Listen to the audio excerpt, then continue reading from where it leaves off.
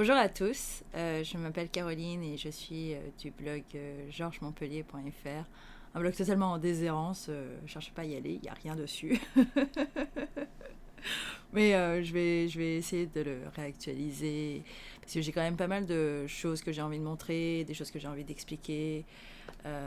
Et en plus là je commence à avoir un petit peu plus de temps et je commence à être un petit peu mieux organisée, donc je vais peut-être pouvoir m'adonner à nouveau à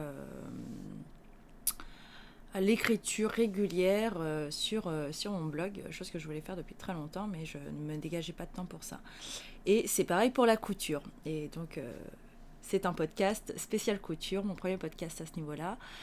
Euh, Tout simplement parce que j'ai débuté la couture, donc il n'y a pas très longtemps de ça. Il y a environ 3 mois où je me suis vraiment mise dans la couture de vêtements.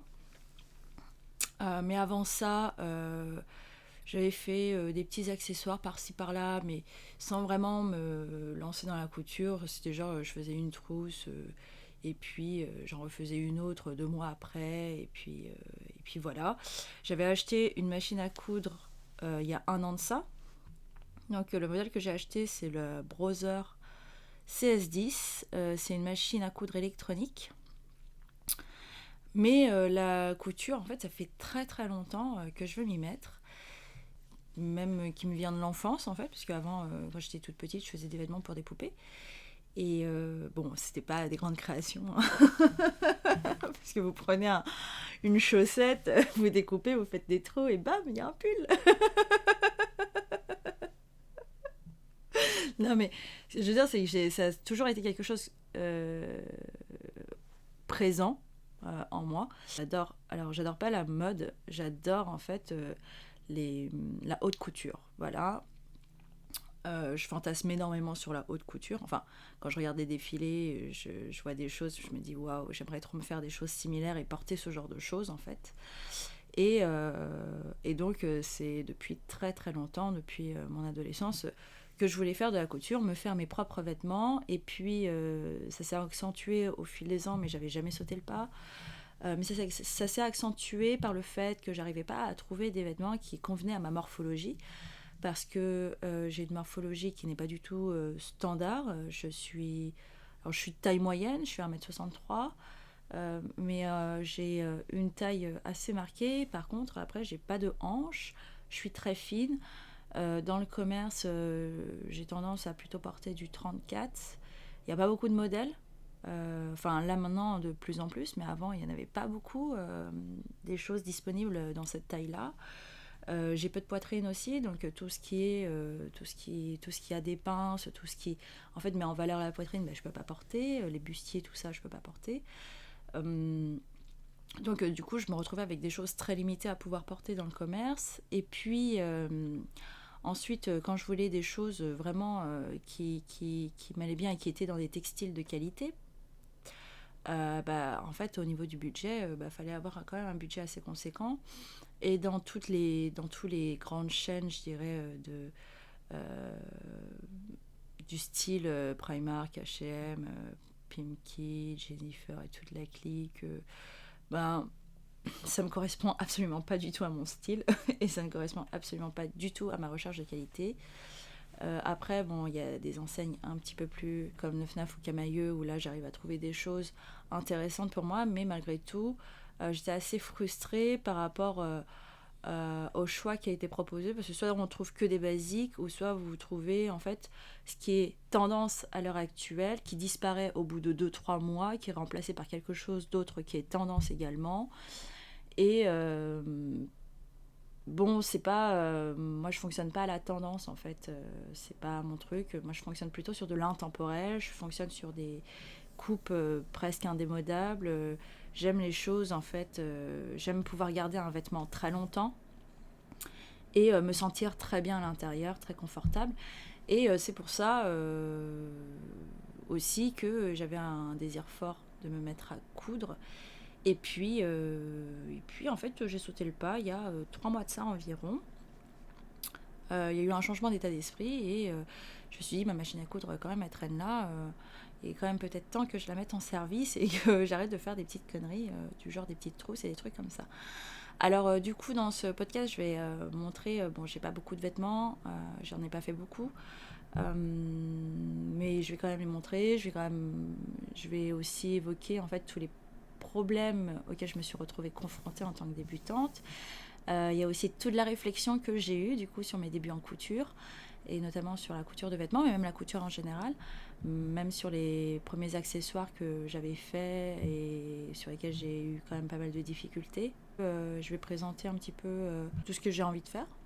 Hein. Je pense que c'est le plus simple. Voilà.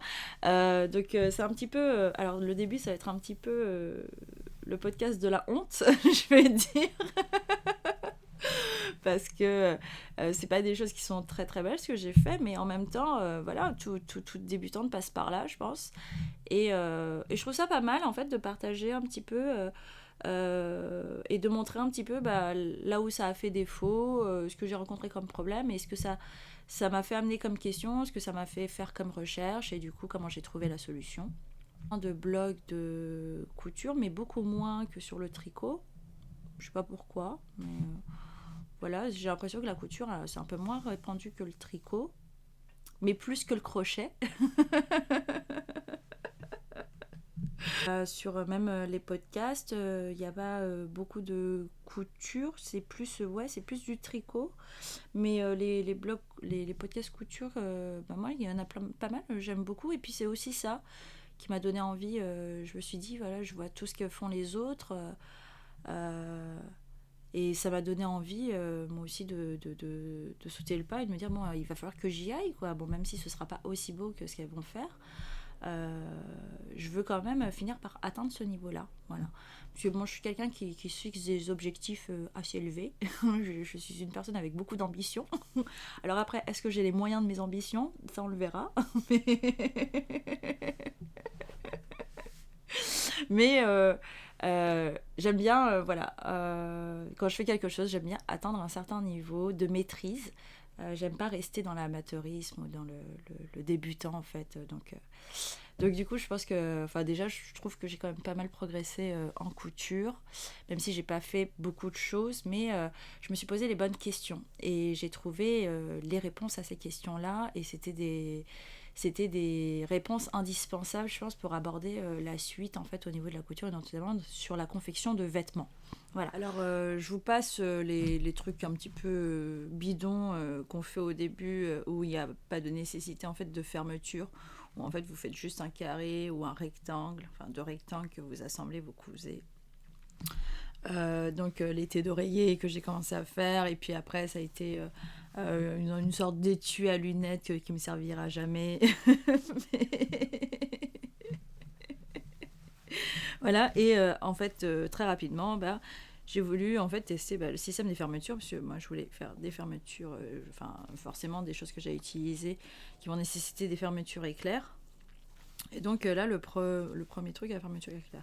Alors là, déjà, c'est un petit peu gondolé, parce qu'en fait, problème de tension, hein, le grand classique, en fait, des débutants. Du coup, quand vous avez un problème de tension, en fait, le tissu il gondole un petit peu comme ça, il est pas droit, et vous voyez, en fait, vous sentez que c'est serré, en fait, au niveau de la couture. Et puis après, il y a eu la fameuse pose de la fermeture éclair, avec le pied spécial, donc un pied pour fermeture éclair.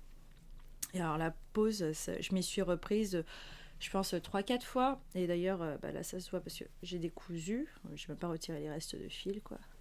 Vous allez voir ici, voilà. Et puis à un moment donné, avec le découseur, je me suis même pris dans le tissu, je l'ai arraché, je crois. Et après, alors pour vous montrer à quel point je ne cousais pas droit à l'époque, parce que encore sur ce côté-là, ça va encore... mais bon, c'est pas ça. Et là, donc j'avais prévu de mettre un ruban de satin pour la décoration, juste pour tester en fait. Et vous voyez à quel point la couture, elle est pas droite. Voilà, bon. On passe, après j'en ai refait d'autres, et là c'était beaucoup mieux, donc voilà. Et après, j'ai essayé, du coup, comme je me sentais aguerrie sur la pose de fermeture éclair, j'ai essayé de faire une trousse à ma sauce pour un besoin spécifique. En fait, c'est pour mon bullet journal. Donc en fait, trousse avec un élastique. Donc du coup, je peux l'entourer en fait autour de mon bullet journal. Et le problème auquel je me suis retrouvée confrontée, en fait, c'est ici au niveau de l'élastique, bah, en fait, c'est comment faire la finition ici. Et à ce moment-là, j'avais pas vraiment réfléchi.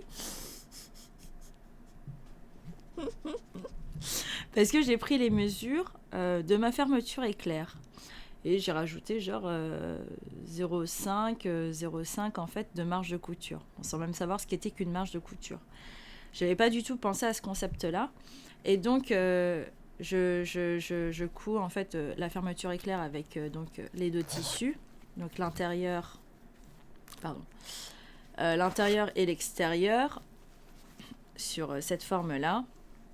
Et arrive le moment où je fais les côtés. Je mets l'élastique donc dans la première, en fait à l'intérieur du tissu, en fait entre le tissu extérieur et la doublure, l'intérieur de la doublure. Parce que je veux pas qu'il se voit à l'intérieur l'élastique. Et en fait, je mets l'élastique et après, mais je veux pas retourner le tissu à l'intérieur. En fait, j'ai pas assez de marge de couture.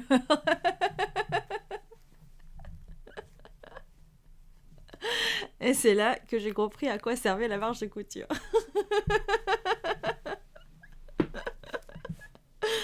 Bon, et ensuite, en plus de ça, bah du coup, en fait, il y avait aussi le problème ici. Parce que je pouvais pas passer avec la machine à coudre à ce niveau-là. Donc là, en fait, j'ai collé.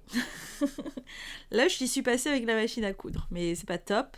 Parce que du coup, j'étais très découragée par cette partie-là. Et j'ai fait ça juste pour la forme. Mais j'ai quand même mis de la colle pour tissu.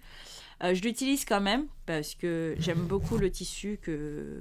En fait, c'est un très beau tissu. Bon, je me dis que là, c'est un petit peu gâché. Mais c'est pas grave.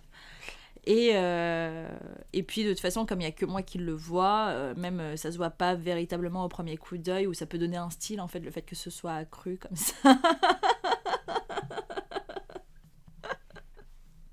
Hein, tout est dans le style, hein, on va dire. On va dire que c'était un peu une trousse grunge tropicale. Bon, malgré tout, elle m'est très utile parce que je la mets autour de mon carnet. Et donc avec les stylos dont j'ai besoin à l'intérieur. Elle a juste suffisamment de place pour 3-4 stylos. C'était ce que je voulais. Et je peux les mettre à l'intérieur. Donc c'est l'essentiel. Et l'esthétisme, voilà, sur les bords, bon, c'est pas très très grave. Par contre, bon, j'essayerai d'en refaire une autre, mais cette fois-ci beaucoup mieux et beaucoup mieux pensée, en fait, pour prendre l'élastique à l'intérieur. Voilà. Et après ça, du coup, bon, ça m'a pas réfréné, hein, le fait que j'avais raté la trousse précédente. Et puis là, j'ai fait une trousse un peu carrée. Enfin, c'est sur le modèle des trousses carrées. Donc c'est une trousse, en fait, avec de la profondeur, tout simplement. Et c'est une technique assez simple pour les faire. Et là aussi, j'ai mis une doublure à l'intérieur. Alors par contre, parce que j'ai suivi un tuto sur YouTube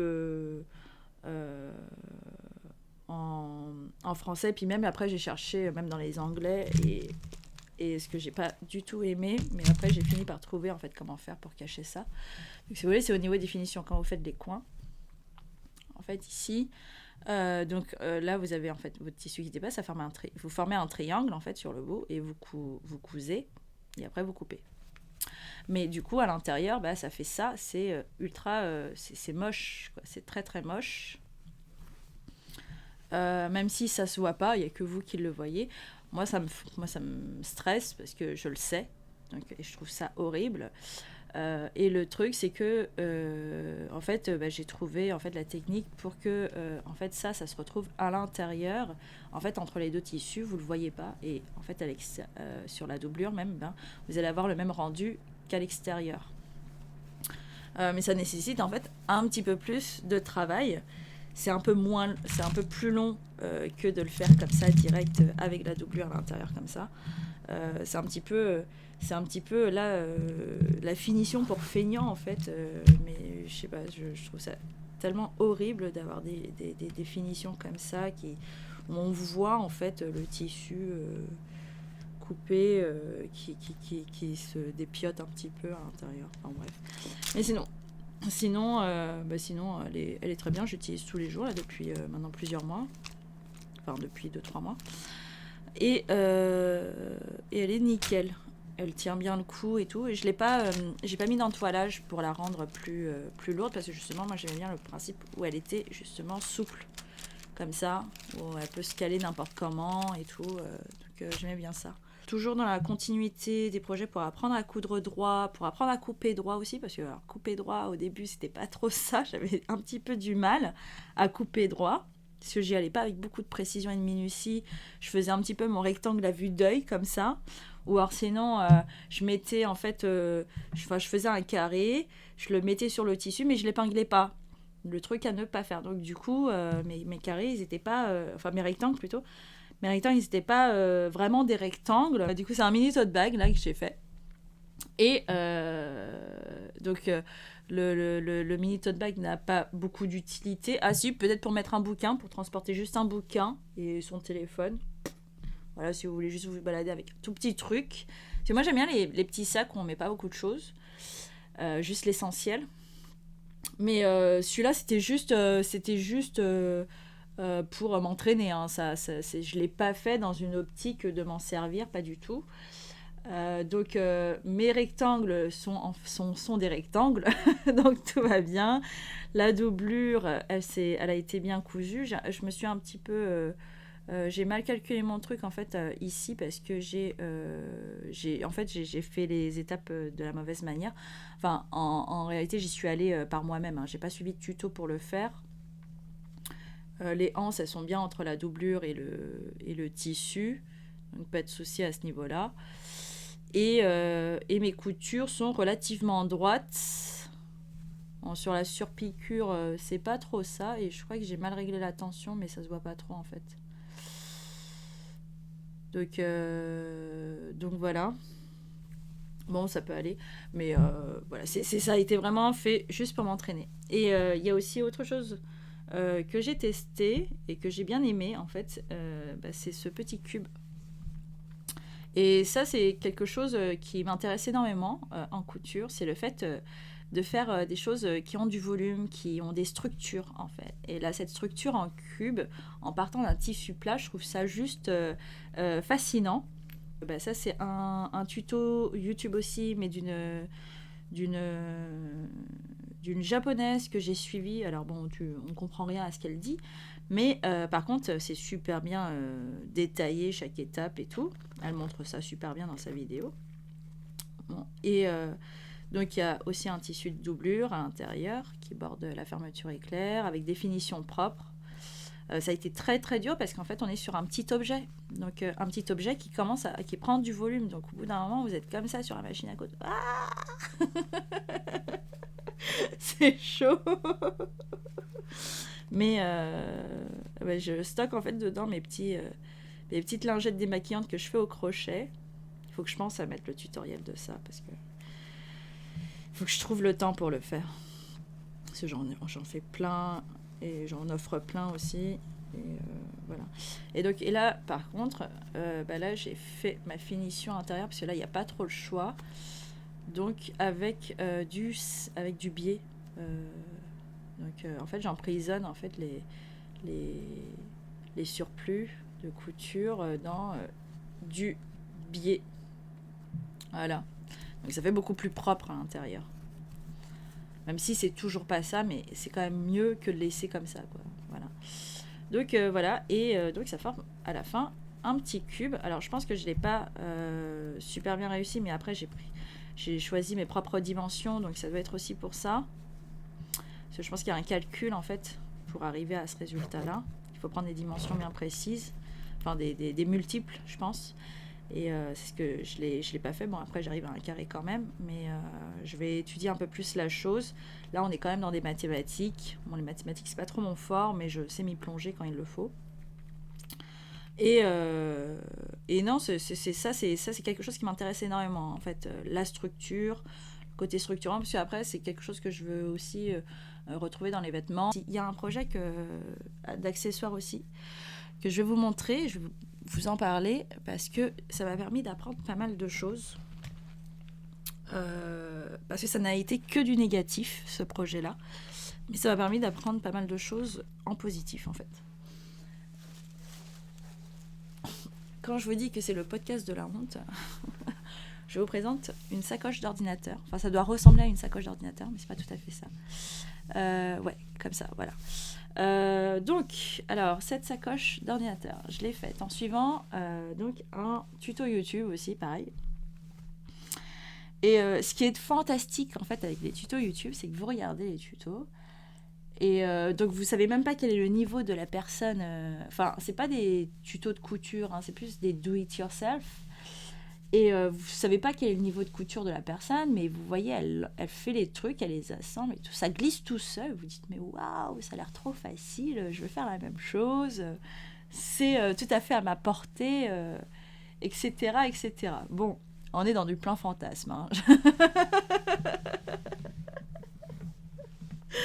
Parce que, en vrai, alors il y a deux choses hein, dans les vidéos do it yourself qu'on trouve au niveau de la couture sur YouTube. Alors, soit c'est des couturières qui sont très expérimentées, donc elles savent ce qu'elles font. Soit vous êtes en fait dans je dirais des personnes qui sont des fashion designers, mais ça s'arrête là, mais c'est pas du tout des couturières. C'est pas ni des couturiers ni des couturières. Hein. Ils font un petit peu ça à l'arrache. Et puis surtout, ils vous présentent pas les finitions, quoi. Et on est dans des choses très basiques. Alors, sur les couturières qui sont un petit peu, je dirais, professionnelles ou qui sont assez expérimentées plutôt, en réalité, ce qu'elles vous expliquent pas, c'est que elles utilisent un type de tissu particulier, que pour ce type de tissu particulier, il faut une aiguille particulière, il faut peut-être un fil particulier, il faut une tension particulière. Donc tous ces paramètres-là qui changent énormément de choses, qu'on coupe pas le tissu peut-être aussi de la même manière, qu'on l'associe pas avec d'autres éléments et des trucs comme ça. Qu'il y a des choses qu'on peut pas assembler ensemble.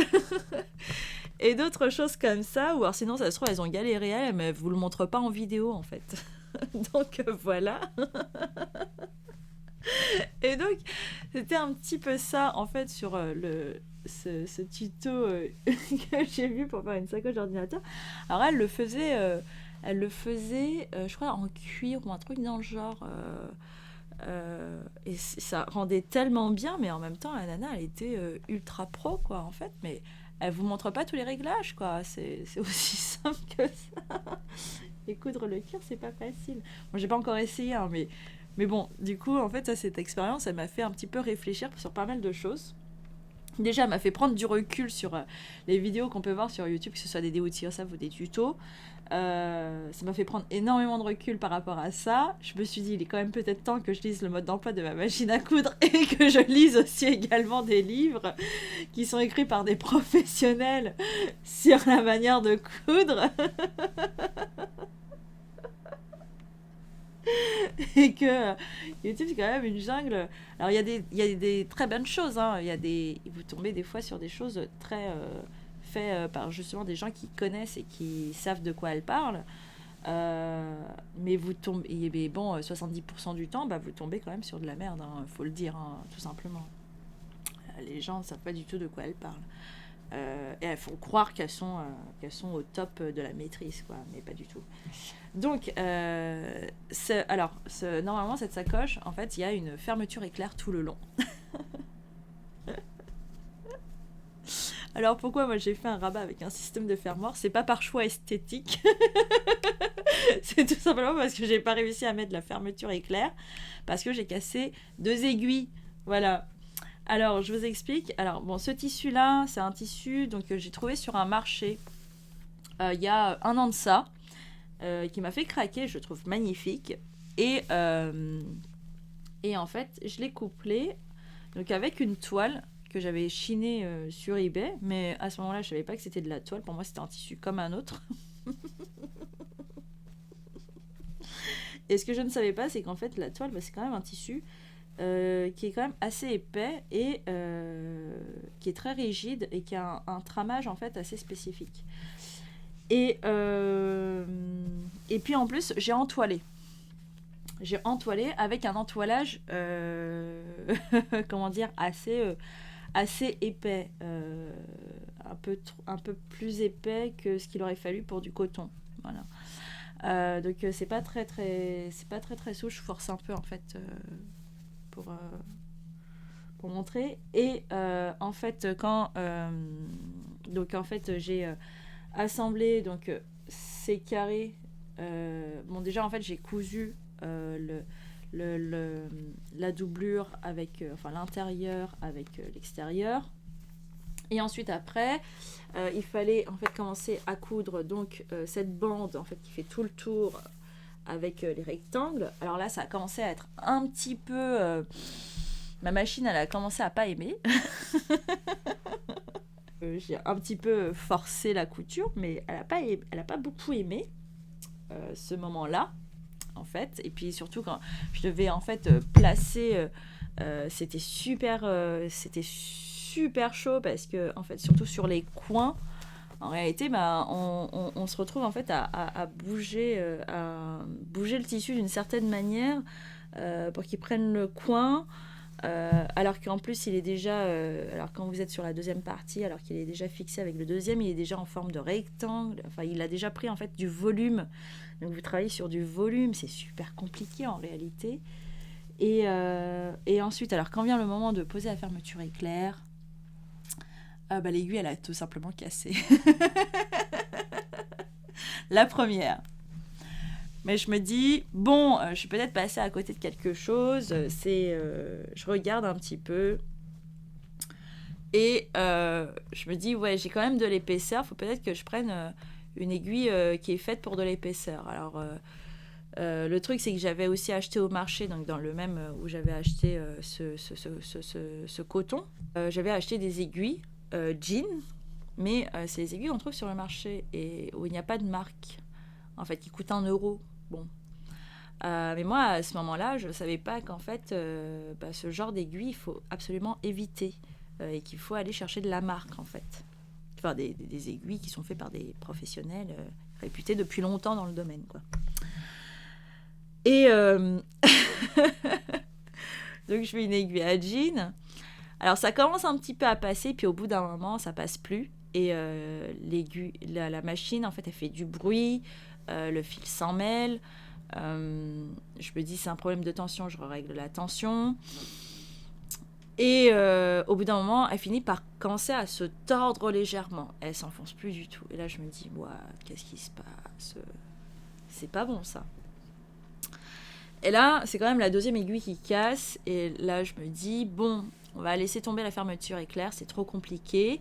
Je vais tout simplement border en fait le tour, voilà, avec un biais, puisque j'avais acheté aussi du biais en même temps. Donc c'est un biais en coton, mais il est quand même vachement épais en fait ce biais-là.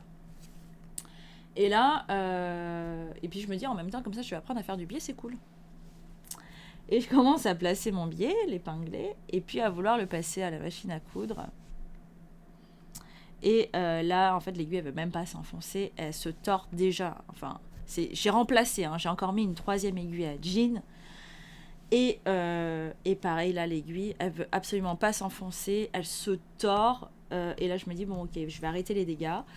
Il y a un truc que je maîtrise pas là au niveau de l'épaisseur. C'est pas bon et tout. Donc, en fait, ce que j'ai fait, c'est que le biais, je l'ai placé avec de la colle pour tissu. Il y a certains moments où, en fait, la colle, elle a pas pris. Donc, j'ai fait des points à la main. Et c'est tellement dégueulasse.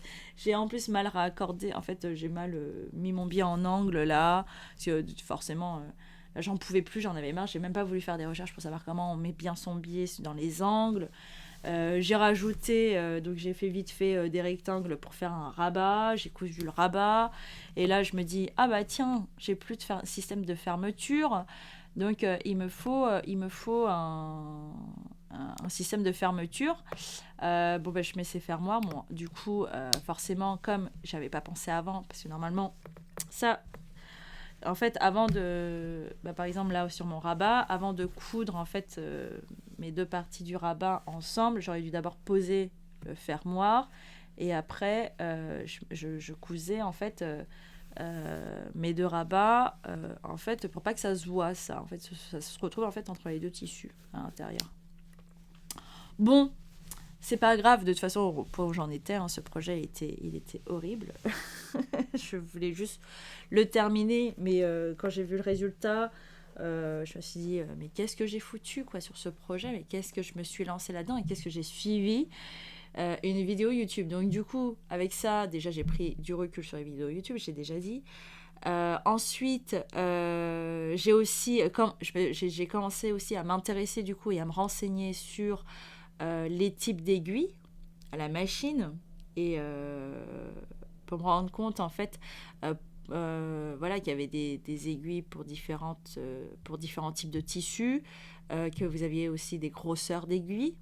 Voilà, et à changer en fait en fonction justement un petit peu de l'épaisseur ou du tissu que vous allez travailler. Et que voilà, chaque type d'aiguille en fait a sa spécificité, qu'il y en a, et qu'elles servent vraiment à quelque chose de spécifique et qu'on ne peut pas forcément les interchanger. Voilà. Bon, du coup, ça m'a permis de comprendre tout ça et je me suis aussi renseignée sur les fils à utiliser donc pour coudre sur une machine à coudre.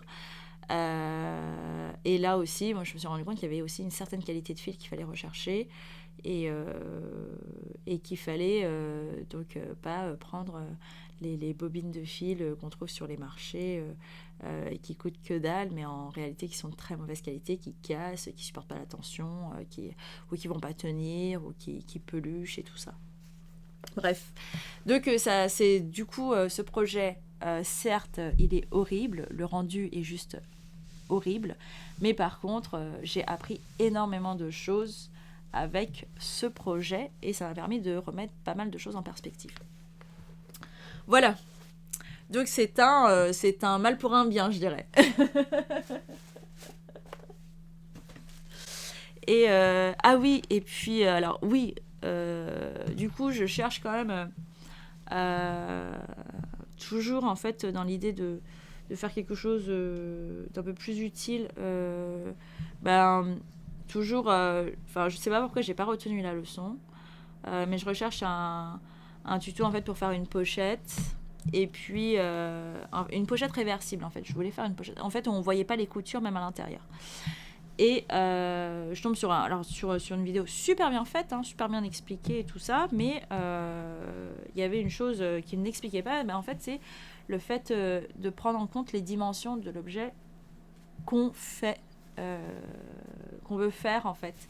Et elle a donné ses dimensions à elle, moi j'ai suivi ses dimensions à elle, mais au niveau du résultat, bon, c'était pas trop ce que je voulais. Mais par contre, alors j'ai vraiment le côté réversible. Donc c'est une technique assez spécifique en fait pour le réversible, mais j'aime beaucoup. C'est un peu, au départ on se dit waouh, c'est un peu compliqué à comprendre, c'est un peu bizarre quoi. Mais finalement le concept il se comprend assez rapidement. C'est plutôt sympa, mais du coup il va falloir faire du calcul mathématique pour adapter après ce système-là en fait aux différents types d'objets que vous voulez utiliser. Et moi à la base, je voulais une pochette en fait pour pouvoir quand je sors et que j'emmène juste mes carnets où je puisse mettre en fait juste un magazine à l'intérieur. Donc, du coup, ça respecte pas du tout la taille que je veux. Cette dimension-là, ça correspond à rien cette dimension-là. Enfin bref. Le résultat il est là. Et par contre j'ai fait une erreur en fait parce que là c'est en fait du brocart. Je crois que c'est ça en fait. On appelle ça comme ça. Ouais, c'est du brocart. C'est du tissu en fait chinois avec un tissage à la chinoise. Et là où je me suis loupée, en fait, c'est sur la découpe des surplus de couture. Donc, en gros, bon, si vous faites quelque chose qui fait 10 cm sur 5, en fait, vous allez coudre... Enfin, si vous découpez quelque chose qui fait 10 cm sur 5 cm, vous allez coudre, en fait, soit à 9 cm ou soit à 8,5. Et le reste, c'est ce qu'on appelle les surplus de couture, tout simplement. Ou alors sinon, vous faites un carré de 10 par 5 et puis vous rajoutez à ces 10 1 ou 1,5 et à ces 5 1 ou 1,5, mais ça va être la même chose des deux côtés, enfin sur tous les côtés. Et donc, c'est ce qu'on appelle les surplus de couture. Et en fait, c'est le moment où c'est la séparation en fait, entre la couture de l'un et la couture de l'autre. Enfin, en fait, en gros, c'est la séparation entre la couture et le bord, quoi, tout simplement. Et le bord de votre tissu. Et donc, sur le bord de mon tissu, en fait, je coupe trop près de la couture. Et sur ce genre de tissu, faut pas, en fait, parce que c'est des tissus tissés et quand même assez fins. Et le truc, c'est que du coup, là, en fait, c'est ressorti, tout simplement. La couture, en fait, elle s'est défaite sur certains endroits. Donc, je suis obligée, de toute façon, je suis obligée de le reprendre totalement parce que c'est pas aux dimensions que je veux et tout ça. Voilà, voilà. Alors ça, c'est côté accessoire. Bon, on va passer dans quelque chose de plus intéressant, c'est côté vêtements. Et donc, le truc, c'est que côté vêtements, alors en fait, au début, j'avais... alors si, j'avais des patrons, mais pas forcément ce qu'il fallait. Parce que, voilà, là, je vous montre, ça, c'est ma collection de Burda Style que j'ai acheté pendant des années. Quand je fantasmais sur la couture et tout. Et j'avais découvert ce magasin en kiosque et j'avais vu des patrons de couture, des modèles qui étaient proposés. Je fais waouh, c'est génial et tout pour me mettre à la couture, ça va être cool quoi. Donc j'ai acheté des numéros régulièrement pendant facile 4 ans. Et puis j'ai fini par arrêter d'acheter, j'ai fini par arrêter de les acheter parce que je me mettais toujours pas à la couture. Je me disais à un moment ça suffit quoi. Et je me disais j'ai quand même ce qu'il faut là déjà. Donc j'ai quand même des numéros qui datent de 2010, mais je crois qu'il y en a 2 ou 3 seulement qui datent de 2010. J'en ai beaucoup de 2011, j'en ai surtout beaucoup de 2012 et 2013. Et après ça s'arrête quoi un petit peu. Je crois que j'en ai 2-3 de 2014, mais après ça s'arrête. Je les ai pas achetés tout le temps, hein, tous les mois, je me suis pas abonnée non plus. Mais en fait, j'ai acheté à chaque fois qu'il y avait vraiment des modèles qui me plaisaient vraiment beaucoup. Mais je regarde un petit peu ça et je me dis, je vais jamais pouvoir me lancer là-dedans. Je pense que c'est d'un niveau un petit peu trop élevé pour moi. Il faut que je recherche des choses un peu plus faciles. Mais j'avais pas de patron facile en fait. Enfin, je me voyais pas, je voyais pas quel patron facile je pouvais utiliser. Et puis il y a quand même les Burda couture facile, mais même en regardant les Burda couture facile, alors déjà il y avait pas beaucoup de modèles qui m'intéressaient. Et je me disais, c'est pas encore de mon niveau, ou je vais gâcher quelque chose. Voilà. Il faut quand même que je prenne. Et puis même, ça me paraissait beaucoup plus compliqué pour du facile. Donc je voulais vraiment quelque chose de très simple, mais en même temps qui soit. Où il y ait vraiment un patron. Parce qu'il n'était pas question pour moi de faire une jupe simple où c'est un rectangle que tu découpes et puis tu passes un élastique. Enfin, tu rassembles les deux bords du rectangle et après tu mets une coulisse élastique et tu fais ton ourlet et basta. Moi, je voulais vraiment un patron. Et chercher quelque chose au niveau des hauts parce que quitte à faire quelque chose, autant que je fasse des blouses et des trucs comme ça, j'en ai pas beaucoup. Donc, je cherche. Et enfin, j'ai pas cherché tant que ça, mais je savais pas trop où trouver ça. Je regarde quand même des patrons sur internet qui sont mis sur des blogs gratuitement et tout. Et enfin, il y a rien qui m'emballe plus que ça et tout. Et puis, en fait, il y a une youtubeuse que je suis depuis quand même un petit moment que j'aime beaucoup, c'est With Wendy. Je sais pas si vous connaissez, mais en tout cas, si vous connaissez pas, elle vaut le détour, je trouve. Qui propose pas mal de choses, pas mal de vidéos intéressantes sur la confection de vêtements. Et elle avait fait donc une vidéo sur comment recopier ses vêtements. Et je me dis, la solution se trouve là. En tout cas, ma solution se trouve là. Et je regarde dans ma garde-robe et je me dis, qu'est-ce que je veux bien pouvoir reproduire et que j'ai envie de reproduire en plus. Voilà, parce que c'est très important. Il faut que j'ai aussi l'envie de le reproduire, sinon ça me motive pas, quoi. Je regarde un petit peu tout ce que j'ai dans ma garde-robe et bon, bien entendu, j'outrepasse tout ce qui est un peu trop compliqué, les pantalons, les chemises. Et puis surtout, je réfléchis un petit peu à ce dont j'ai besoin et je me dis, j'aimerais bien une veste d'été, mais qui fasse un petit peu habillée.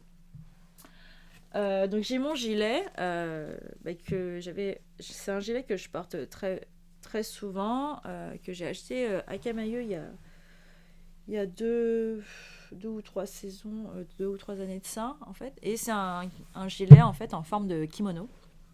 Enfin, qui prend la forme kimono, mais c'est pas un kimono, parce qu'il n'est pas aussi ample au niveau des manches qu'un kimono. Mais il s'inspire de la coupe kimono.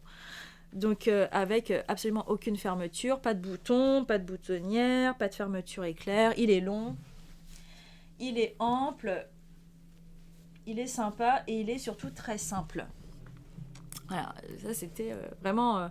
il remplissait tous les critères que je voulais. Et donc, ce que je fais, je me décide donc du coup à faire ça et à le faire dans mon coton dans lequel j'ai fait aussi la sacoche d'ordinateur pour en faire une veste d'été. Donc la même chose, mais en version été, quoi. Alors, sur le recopiage du patron, bon, pas de souci, hein, tout se passe bien. Je suis vraiment à la lettre toutes ces explications de Wendy et la façon dont elle fait les choses. Donc, je suis un petit peu à la lettre. Je pose mon gilet sur du papier. Je suis les contours. Je mets une marge de couture. Et je fais ça minutieusement et tout. Et je fais mon premier patron. Je suis toute contente et tout ça. Après vient le moment où je le découpe sur le tissu. Bon, alors déjà, la notion de droit fil, ça non plus, ça m'était totalement étranger. Et puis, je regarde un petit peu comment mon gilet il est fait, comment sont les coutures, comment ça a été assemblé et tout ça. Moi, j'essaie d'étudier ça minutieusement, tant bien que mal, avec mes maigres connaissances. Et du coup, je fais mon premier vêtement, un gilet issu d'un patron tout aussi aléatoire que mes connaissances. Et attendez, je vous le montre sur cintre pour commencer. Et comme ça, on va bien rigoler. Donc, voilà. Donc, non, il est pas dégueulasse, hein, mais voilà. Donc, de loin, mais vraiment de loin, il paraît sympa. On est bien d'accord. Et quand on regarde de plus près, les petits détails, bon, alors déjà là j'ai un petit problème parce que j'ai du tissu qui s'est pris dans la couture d'épaule. Ensuite, j'ai eu un problème donc sur les poignets parce que moi j'ai monté les poignets en ne prenant pas en compte en fait l'intérieur. Donc voilà, vous voyez, donc ça c'est une erreur de débutante, ça c'est flagrant. Et j'ai fait ça sur les deux en plus, je m'en suis pas rendu compte sur le coup. Et puis après, c'est quand je l'ai testé, puis j'ai retourné, parce que moi j'aime bien en fait retourner mes manches. Quand j'ai retourné, j'ai vu, oh mon Dieu, c'est tellement dégueulasse, mais comment j'ai fait, mais comment je dois faire en fait pour que ça se voit pas ça et tout. Bon, maintenant je sais, hein, mais à l'époque, je me disais, mais qu'est-ce que c'est quoi, mon Dieu. Bref. Et puis, alors du coup, j'ai aussi eu un problème. Donc c'est sur la surpiqûre du poignet, comme en mode décoratif, qu'on retrouve souvent sur les poignets. Donc ici, ma surpiqûre, elle est quand même plutôt bien. Elle est dans le poignet. Il n'y a pas de souci. Mais sur l'autre poignet, en fait, elle se retrouve donc à l'extérieur du poignet. Et pourquoi ? Eh ben, c'est très simple, hein, parce que quand j'ai voulu faire la surpiqûre, en réalité dans ma machine à coudre, donc en fait ce poignet-là, je l'ai travaillé comme ça. C'est-à-dire que là, je tourne, en fait je mets mon tissu comme ça. Voilà, il faut imaginer le truc. Et puis vous avez l'aiguille avec la machine à coudre qui pique comme ça. Donc du coup, moi je vois en fait où se fait ma couture à l'intérieur, mais je vois pas où est-ce qu'elle ressort en fait, du coup. Donc, alors que pour celui-là, ce poignet-là, où ça ressort correctement, en fait, là, j'ai mis mon tissu de cette façon-là. Donc, du coup, je pouvais voir où se trouvait ma piqûre, quoi. Exactement. Elle allait se retrouver. Donc voilà, bon, c'est marrant. C'est marrant tout ça. Et après, alors... sur l'encolure, alors bon, mon encolure elle est tellement dégueulasse parce que alors déjà les coutures elles sont pas tout à fait droites, hein, je vous montre pas en détail. En plus c'est justement sur là par exemple vous allez voir en réalité je devrais pas pouvoir soulever comme ça et voir cet intérieur là. En réalité ça devrait couvrir donc ma piqûre elle devrait être un petit peu plus près où je devrais descendre en fait l'encolure sur le tissu. Et puis, bon, bah, l'encolure, ouais, les coutures, elles sont clairement pas droites, elles sont pas régulières. Parce qu'en fait, c'est une longue bande à coudre autour de tout ça. Et quand, au départ, je commence à coudre, et là, je commence. Et puis, je me dis, mais ça va être long. Parce qu'au départ, j'y allais en vitesse douce, quoi. Je me dis, mais qu'est-ce que ça va être long? Ça va être trop long. Je peux pas passer 36 000 ans à faire cette encolure. C'est super simple, c'est que de la couture droite. Et donc là, j'ai décidé d'accélérer, de mettre un petit peu un coup de pied sur l'accélérateur de la machine à coudre. La mauvaise idée. Parce que du coup, quand ça va plus vite, en fait, on n'a plus aucune maîtrise, enfin, à moins qu'on soit aguerri, hein, mais pour les débutantes, on n'a aucune maîtrise sur le tissu, ça part dans tous les sens. Hein. Et donc, c'est ce qui s'est passé. Et je vois que, en fait, je vois que au départ, je me rends pas compte hein, que la couture, elle est plus très droite. Enfin, que mon tissu, il commence un petit peu à partir dans tous les sens, à droite, à gauche et tout. Je me rends pas bien compte au départ, puis à un moment donné, je me rends quand même compte, et puis je réajuste et tout. Enfin, bon, c'était une galère, c'était n'importe quoi. Et mais je me suis quand même bien éclatée sur ce projet. Après, il y a aussi l'ourlet. Bon, il est trop court en fait, et j'ai pas su très bien comment j'allais dissimuler cette partie-là. Donc en fait, j'aurais dû faire un ourlet beaucoup plus long. Et par contre, bah, du coup, j'ai découvert le point zigzag pour le surfilage. Et j'ai testé en fait différentes largeurs de points zigzag. Donc en fait, on voit hein, que j'ai fait des tests hein, sur différentes longueurs de points. Je sais pas si vous allez vraiment voir. Hein. Là on voit pas trop que c'est un point. En fait, c'est un point zigzag très serré, quoi. Avec une toute petite largeur de points. Je me suis dit, ah, ça va être comme ça qu'il va s'arrêter de s'effilocher. Là, vous voyez que j'ai une largeur de points un peu plus importante. Je sais pas si vous le voyez vraiment. Je crois qu'il y a des moments où c'est beaucoup plus large. En fait, j'ai un peu expérimenté le point zigzag, hein, du coup, sur ce sur ce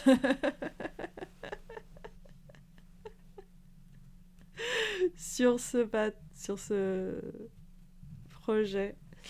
Ah oui, puis en fait, c'est sur la couture zigzag que ma couture s'est prise, mais je peux... je sais pas si j'enlève, ça marche, en fait. Parce que du coup, c'est même pas dans la piqûre, c'est quand j'ai surfilé. Ah ouais, tiens, je vais le retirer. Bon. Je viens de me rendre compte. Et voilà, bon, malgré tout, il y a quand même des choses positives hein, dans ce projet. Dans le sens où, bah, malgré tout, c'est pas non plus une totale catastrophe, parce que ça me va. C'est ça le plus important. Donc si je rectifie juste ce problème à l'épaule et puis l'ourlet, en réalité, je peux le porter. Bon, après, il faudrait aussi que je défasse aussi le poignet, que je le remonte correctement. Donc, ça, c'est pas trop problématique, ça va se faire assez facilement, quoi. Et le rendu, le rendu est quand même sympa, hein, en vrai. Il correspond un petit peu à ce que je recherchais, donc ça va, quoi. Et voilà. Donc, c'est pas non plus totalement acheté.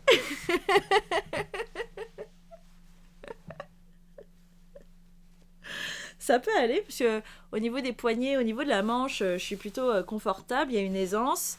Au niveau des aisselles, il n'y a pas de souci, j'ai de l'aisance aussi. Au niveau de la couture d'épaule, ça va aussi. En fait, ça tombe pile poil sur ma jonction. Enfin, c'est la jonction, en fait, elle se trouve vraiment sur le bord sur le milieu de mes épaules. Ça tire pas entre l'avant et l'arrière. Après, en même temps, c'est une coupe très ample, très large. C'est une coupe kimono, quoi. Donc, je crois que donc du coup ça va, enfin pour une vase d'été ça va, le fait qu'elle soit large ça va. Si je reprends un petit peu, en fait si je le reprends totalement correctement là, c'est nickel en fait. Du coup ça va quoi. Je me suis pas merdée sur le recopiage de mon gilet. Donc voilà. Mais bon, après en termes de couture et de technique, c'est pas du tout ça. Hein. D'ailleurs, je sais même pas si j'ai coupé dans le droit fil et je crois que non, j'ai pas coupé dans le... Enfin, je sais pas comment j'ai coupé en réalité. Donc, il va falloir que je regarde ça correctement. Mais mais voilà. Et en fait, quand je l'ai fini, j'étais super contente, j'étais super fière de moi. Et bon, jusqu'au problème, quand j'ai découvert le problème, quand j'ai retroussé, j'ai vu le problème au niveau des poignets. Bon, là, j'étais très déçue, mais ça peut aller dans son ensemble. Et malgré tout, bah, maintenant, quand je le... Parce que je l'ai laissé traîner, je ne l'ai pas porté, surtout à cause du problème au niveau de l'épaule, parce que sinon, je l'aurais quand même essayé de le porter.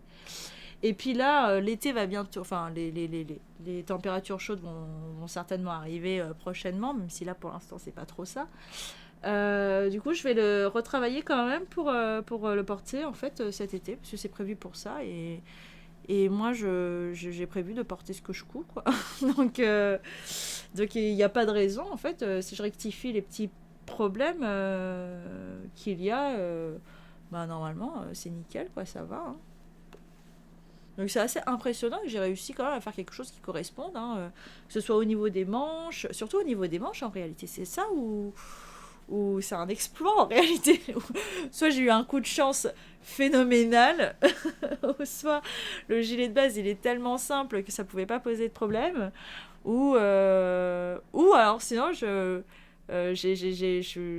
très bien recopié le gilet de base. Enfin bon, il y a je pense un peu de tout ça en fait. Voilà. Et alors après avoir fait ce vêtement, je me suis dit quand même il faut que je suive un patron.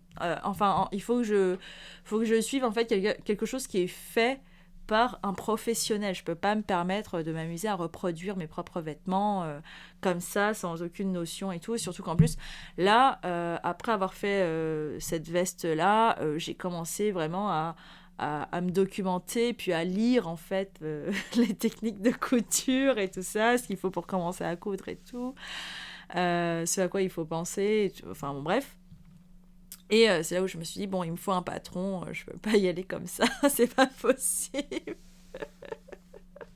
Et puis surtout, si je devais recopier ma garde-robe, moi, je vais me retrouver limitée à un moment donné, parce que c'est que des chemises et des pantalons au bout d'un moment, ou des... Enfin, j'ai pas envie de faire des t-shirts, j'ai pas envie de faire des jupes, j'ai pas envie de faire des débardeurs, ça m'intéresse pas du tout. Et après, c'est vestes, c'est manteaux, c'est des trench, c'est des blousons, c'était pas à ma portée, quoi, pour recopier. Donc, faut pas déconner non plus. Du coup, je regarde en fait dans ce que j'ai, et pour moi, les burdas, c'est hors de question. Même, je regarde dans les. J'avais aussi. J'ai 2 magazines de la Maison Victor. Je me dis, je sais pas. Je me dis, c'est pas dans ça que je dois me lancer. Et tout. Donc, je regarde sur Internet, je tape patron simple gratuit. Et je regarde un petit peu ce qui est proposé. Et je tombe, en fait, à force de visiter des liens, je tombe, en fait, sur un patron super simple du magazine Avantage. Donc, c'était sur le site Internet... enfin, ça y est toujours. Hein, sur les sites Internet d'Avantage... Un magazine que je n'ai jamais lu de ma vie. Je regarde la blouse, je regarde le patron et je me dis ouais, ça a l'air assez simple. Donc voilà. Donc en fait, il s'appelle le Top Facile. Voilà. Vous voyez, c'est une pièce à imprimer. Et je me dis cool, j'ai juste à l'imprimer. Ça va être easy peasy quoi. Bon, même s'il n'y avait pas ma taille, parce que ça commence à la taille 36, mais je me dis c'est pas grave. Je vais faire la taille 36 et si vraiment ça me va pas ou c'est vraiment trop grand pour moi, je réajuste tout simplement. Mais voilà. Mais je me dis c'est vraiment le patron idéal pour commencer. Ça correspond aussi un petit peu à ce que je recherche. Donc allez quoi, on se lance. Donc et là je découvre avec ça justement les patrons PDF. Je vous assure, c'est une galère les patrons PDF. Vous n'imaginez même pas à quel point c'est galère. Parce que, en fait, vous vous dites, ouais, j'imprime, c'est gratuit. Mais en fait, déjà, c'est pas si gratuit que ça parce que vous payez l'encre et le papier. Que là, juste pour ce top-là, il y avait quand même 6 feuilles à imprimer. Bon, sans compter la page de garde et la page d'instruction. Donc, vous avez 6 feuilles à recopier, à imprimer. Et ensuite, après ces 6 feuilles... Vous devez les assembler, en fait, ensemble. c'est-à-dire les scotcher. Voilà, bon, ça se présente comme ça, et après on les scotche. En fait, il faut faire correspondre. Là, parce qu'il y a un ordre. Voilà. Il faut les faire correspondre, et il faut les faire correspondre au niveau des jonctions, quoi. Voilà. Bon, il se présente comme ça. Alors, au début, j'ai fait l'erreur que fait tout le monde, je pense, quand on imprime un patron en PDF, c'est qu'on ne fait pas attention en fait à la façon dont on l'imprime. C'est-à-dire que moi, ce que j'avais de cocher, en fait, c'était ajuster à la page. Je n'avais pas fait attention sur le fait qu'il soit imprimé en taille réelle. Et au début, donc, je l'imprime. Et puis, déjà, je vois toutes les pages et je me dis, ah ouais, bon, ça va, il y a des repères et tout, il y a des carrés, ça va être facile à assembler, quoi. Bon, seulement, en fait, j'avais pas imprimé en taille réelle. Là, c'était imprimé ajusté à la page. Donc, du coup, les repères, ils ne concordent pas. Et donc, le truc, c'est que du coup, j'ai dû m'amuser, en fait. Là où, en fait, ce à quoi j'ai fait attention, c'est à ce que les lignes, en fait, du patron se rejoignent, mais après que les carrés ici se rejoignent pas, c'est pas grave. Mais ça me fait chier de voir que les patrons, je me dis, mais qu'est-ce qui se passe? Pourquoi ça se raccorde pas, quoi, ensemble? Et je me prends la tête, en plus, hein. Puis, je joue au puzzle, quoi, du coup, avec ce patron. Alors, déjà, quand j'ai vu qu'il fallait scotcher, assembler ensemble et scotcher, je me suis dit, oh là là, ça va être trop chiant. Parce qu'il faut bien scotcher correctement. Il n'y a pas d'espace. Et en plus de ça, là, je vois que ça se raccorde pas et je me dis, mais what the fuck, quoi, qu'est-ce qui se passe? Bref, bon, j'arrive quand même à faire coïncider, en fait, le plus important, c'est-à-dire le tour du patron.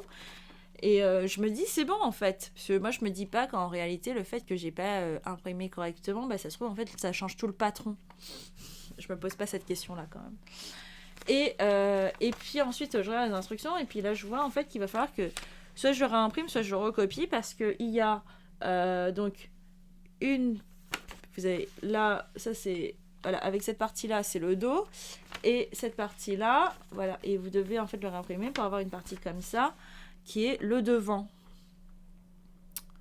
Alors, moi, je réfléchis quand même 2 minutes. Déjà que l'assemblage du premier, ça m'a un petit peu saoulée. Que recopier, en fait, ça me tentait pas trop de le décalquer. Et j'active mon cerveau de grosse flemmarde. Et là, j'ai une idée de génie. Et donc, en fait, je fais que couper. Voilà, ici, je laisse un petit espace juste pour pouvoir plier. Donc du coup, comme ça, là, j'ai mon dos, j'ai mon devant. Et là, j'ai mon dos.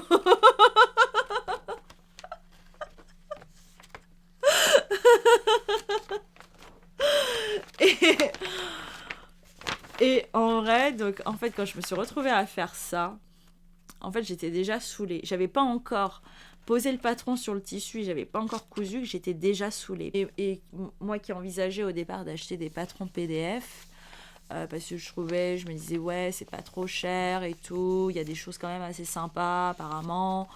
En fait, à partir de ce moment-là, je me suis dit, je vais apprendre à décalquer les patrons Burda, en fait, parce que là, j'ai une mine d'or, en réalité. J'ai une mine d'or et je vais apprendre à l'utiliser, cette mine d'or, plutôt que d'aller faire des choses très chiantes et qui vont me coûter cher. Et au final, et puis même le fait d'imprimer, d'utiliser beaucoup de papier, d'utiliser de l'encre, j'aime pas trop ça. C'est pas que j'ai un côté écologiste, mais j'aime pas le gâchis, en fait, inutile. Et puis, imprimer. Enfin, moi, je connais le coût de l'encre parce que j'utilise quand même assez régulièrement mon imprimante. Et voilà, quoi. Je n'ai pas envie de dépenser, de voir mon budget encre exploser parce que j'imprime des patrons PDF. Et là, je me dis, c'est quelque chose de simple. Il y a 6 pages. Alors, qu'est-ce que ça va être pour des choses un peu plus compliquées? Combien de pages il va y avoir, quoi? Et je me vois mal scotcher une vingtaine de pages, quoi. C'est pas possible. J'ai pas cette patience, quoi. Et après, soit le décalquer ou soit découper directement. Enfin, non. Ouais. Donc, ça, c'était déjà la première réflexion. Enfin, ça a été mes 2 réflexions alors que j'avais pas encore commencé à couper le vêtement. Donc après, je pose le patron sur le tissu. Toujours le droit fil, je ne connais pas. Et la notion de droit fil, je ne connais toujours pas. Et ensuite, à partir de là, après, j'ai fait donc du coup les coutures. Et vraiment, c'est un patron ultra simple et vraiment un patron que je recommande pour toutes les débutantes. Et débutants hein, aussi. Il n'y a pas de raison, il n'y a pas que les femmes dans la couture. Et donc, ça donne ça. Alors, c'est sympa, mais il faut se dire quand même que c'est le patron qui n'est pas en taille réelle. Hein. Mais ça me va, et ça pose pas trop de problèmes. Alors du coup, pourquoi ce patron il est vraiment bien pour les débutants? Parce qu'en fait, vous avez juste ça à coudre, à assembler, les épaules, et puis vous faites juste des ourlets ici, ici et ici. Et c'est tout. Donc là, on est vraiment sur quelque chose de sympa. Et en plus, c'est assez intéressant parce que vous avez des arrondis. Donc du coup, il y a un petit challenge, quoi, avec les arrondis. Et avec l'arrondi aussi de l'encolure, là. Donc c'est assez sympa. Moi, j'ai rajouté une poche. Voilà, parce que j'aime bien les poches, même quand elles sont en mode décoratif. Et où j'ai mis en fait un biais en satin sur le bord. Et là, vous voyez quand même que... je suis toute fière de moi quand même. Vous voyez que les coutures, elles sont quand même relatives. Elles sont quand même presque... Ouais, elles sont droites. Elles sont nickel, quoi. Là, sur ce coup-là. Bon, elles sont pas parfaites, hein, parce que j'ai un problème sur le point d'arrêt ici. Là où j'ai fait un petit peu dépasser. Mais sinon, pour le reste de la poche, c'est nickel, quoi, au niveau de la couture. Au niveau du col aussi, ça va. Il y a un moment donné où en fait, j'ai eu du mal à vraiment faire bouger le tissu pour suivre le col. Donc du coup, c'est un petit peu... Il y a des moments un peu délicats, mais ça se voit pas trop. Mais sinon voilà. Et au niveau de l'ourlet, en réalité, j'avais pas envie de me casser la tête, parce que j'étais déjà tellement saoulée par le patron PDF, que j'ai fait juste un ourlet simple, alors qu'en fait, vous devez faire un ourlet rentré, c'est-à-dire que moi, en fait, c'est un ourlet simple. En fait, j'ai juste plié une fois le tissu et après, bam, j'ai cousu. Alors qu'en réalité, il faut le replier encore une deuxième fois et le coudre, quoi. Bref. Et ah oui, par rapport au patron initial du magazine Avantage, moi, j'ai raccourci parce que c'était normalement beaucoup plus long que ça. Donc, j'ai raccourci, puis j'ai mis des fentes aussi sur les côtés. Je fait aller, let's go. Parce que je trouvais ça moche en fait au départ quand il n'y avait pas les fentes. C'était très très moche. Et elle est sympa cette blouse. Bon, déjà parce qu'elle est très très simple d'une part. Et puis en fait quand vous la rentrez dans un pantalon, il y a un petit effet blousant, donc c'est plutôt pas mal. Alors je l'ai fait dans un coton que j'ai chiné sur eBay, que je trouve super moche. Mais du coup je me suis dit ça va être pas mal pour m'entraîner. Si jamais je rate, j'aurai pas de regrets. C'est pas comme le gilet vert, quoi.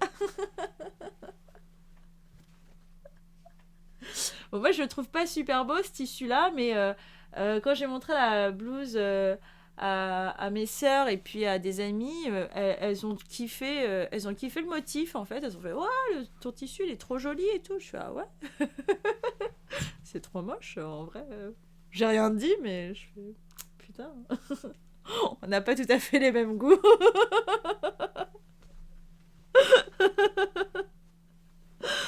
Donc voilà. En fait, non, enfin, il est pas si moche que ça, mais en fait, c'est pas mon style en réalité. Voilà, tout simplement, c'est pas mon style. Enfin, moi, il me parle pas ce tissu, tout simplement. Bref. Du coup, en fait, là, je vais en refaire d'autres, mais cette fois-ci, donc, je l'ai imprimé en taille réelle. Et en plus, ça va me permettre de voir, du coup, à ce niveau-là, la différence qu'il y a entre un patron qui est mal imprimé et un patron qui est correctement imprimé. Et de voir aussi ce que ça change en fait en termes de coupe. Donc je pense que ça va être assez intéressant, bon, juste pour ma culture personnelle, ma connaissance personnelle. Donc je vais m'en refaire d'autres, dans d'autres tissus, mais là des tissus que j'aime bien, hein, du coup. Puis je vais aussi essayer dans des matières fluides. Je pense que ça peut très bien rendre sur des matières fluides. Donc moi je trouve ça bien. C'est un petit top sans prétention, mais sympa, quoi. Et j'aime vraiment beaucoup. Voilà.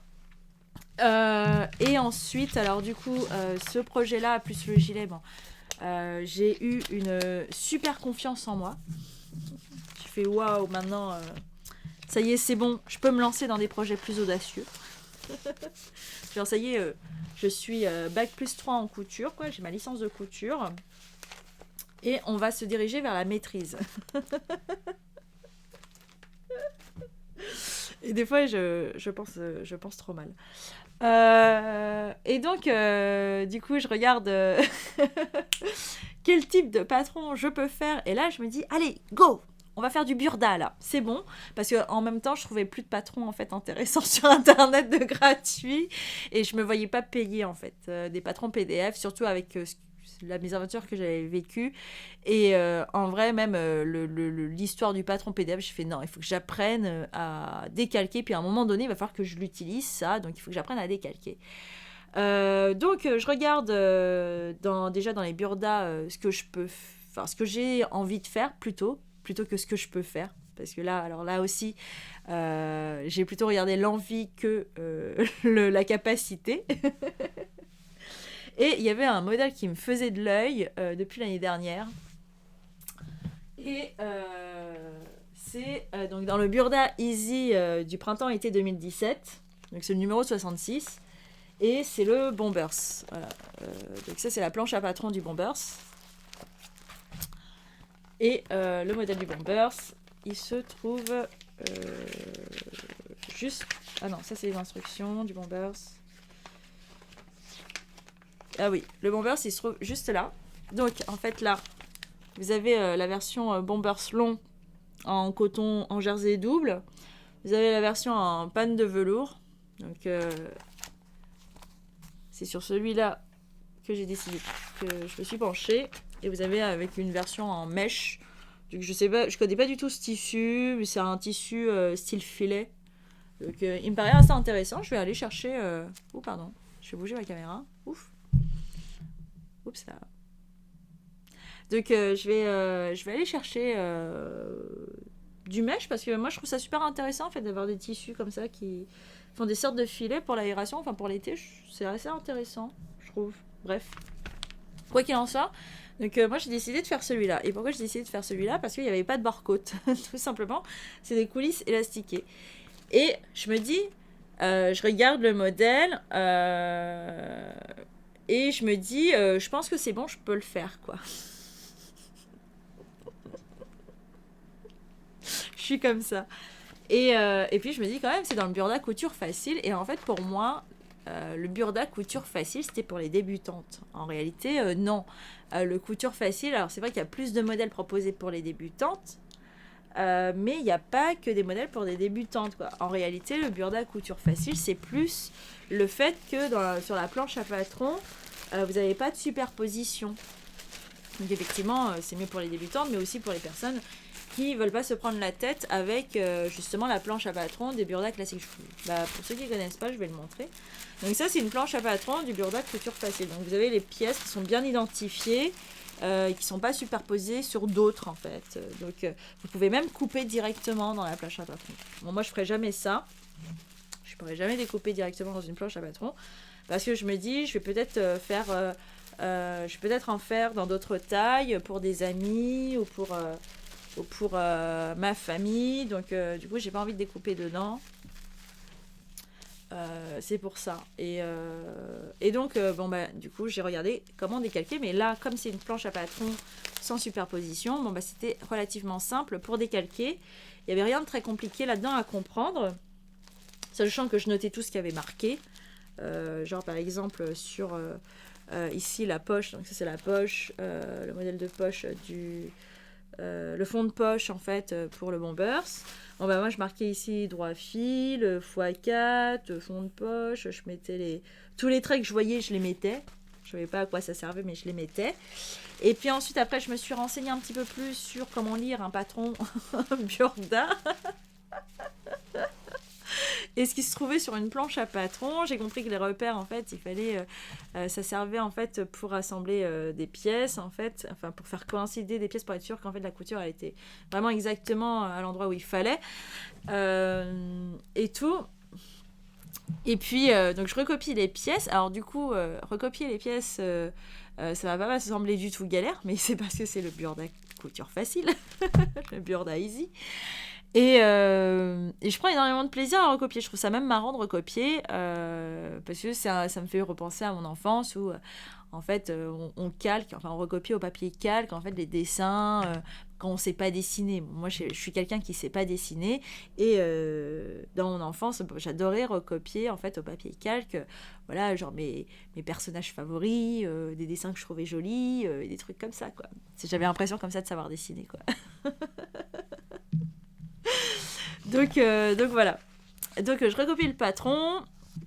Et puis ensuite, je savais déjà dans quel tissu j'allais le faire. Et c'est dans du tartan. Alors absolument pas dans la panne de velours ni dans du jersey.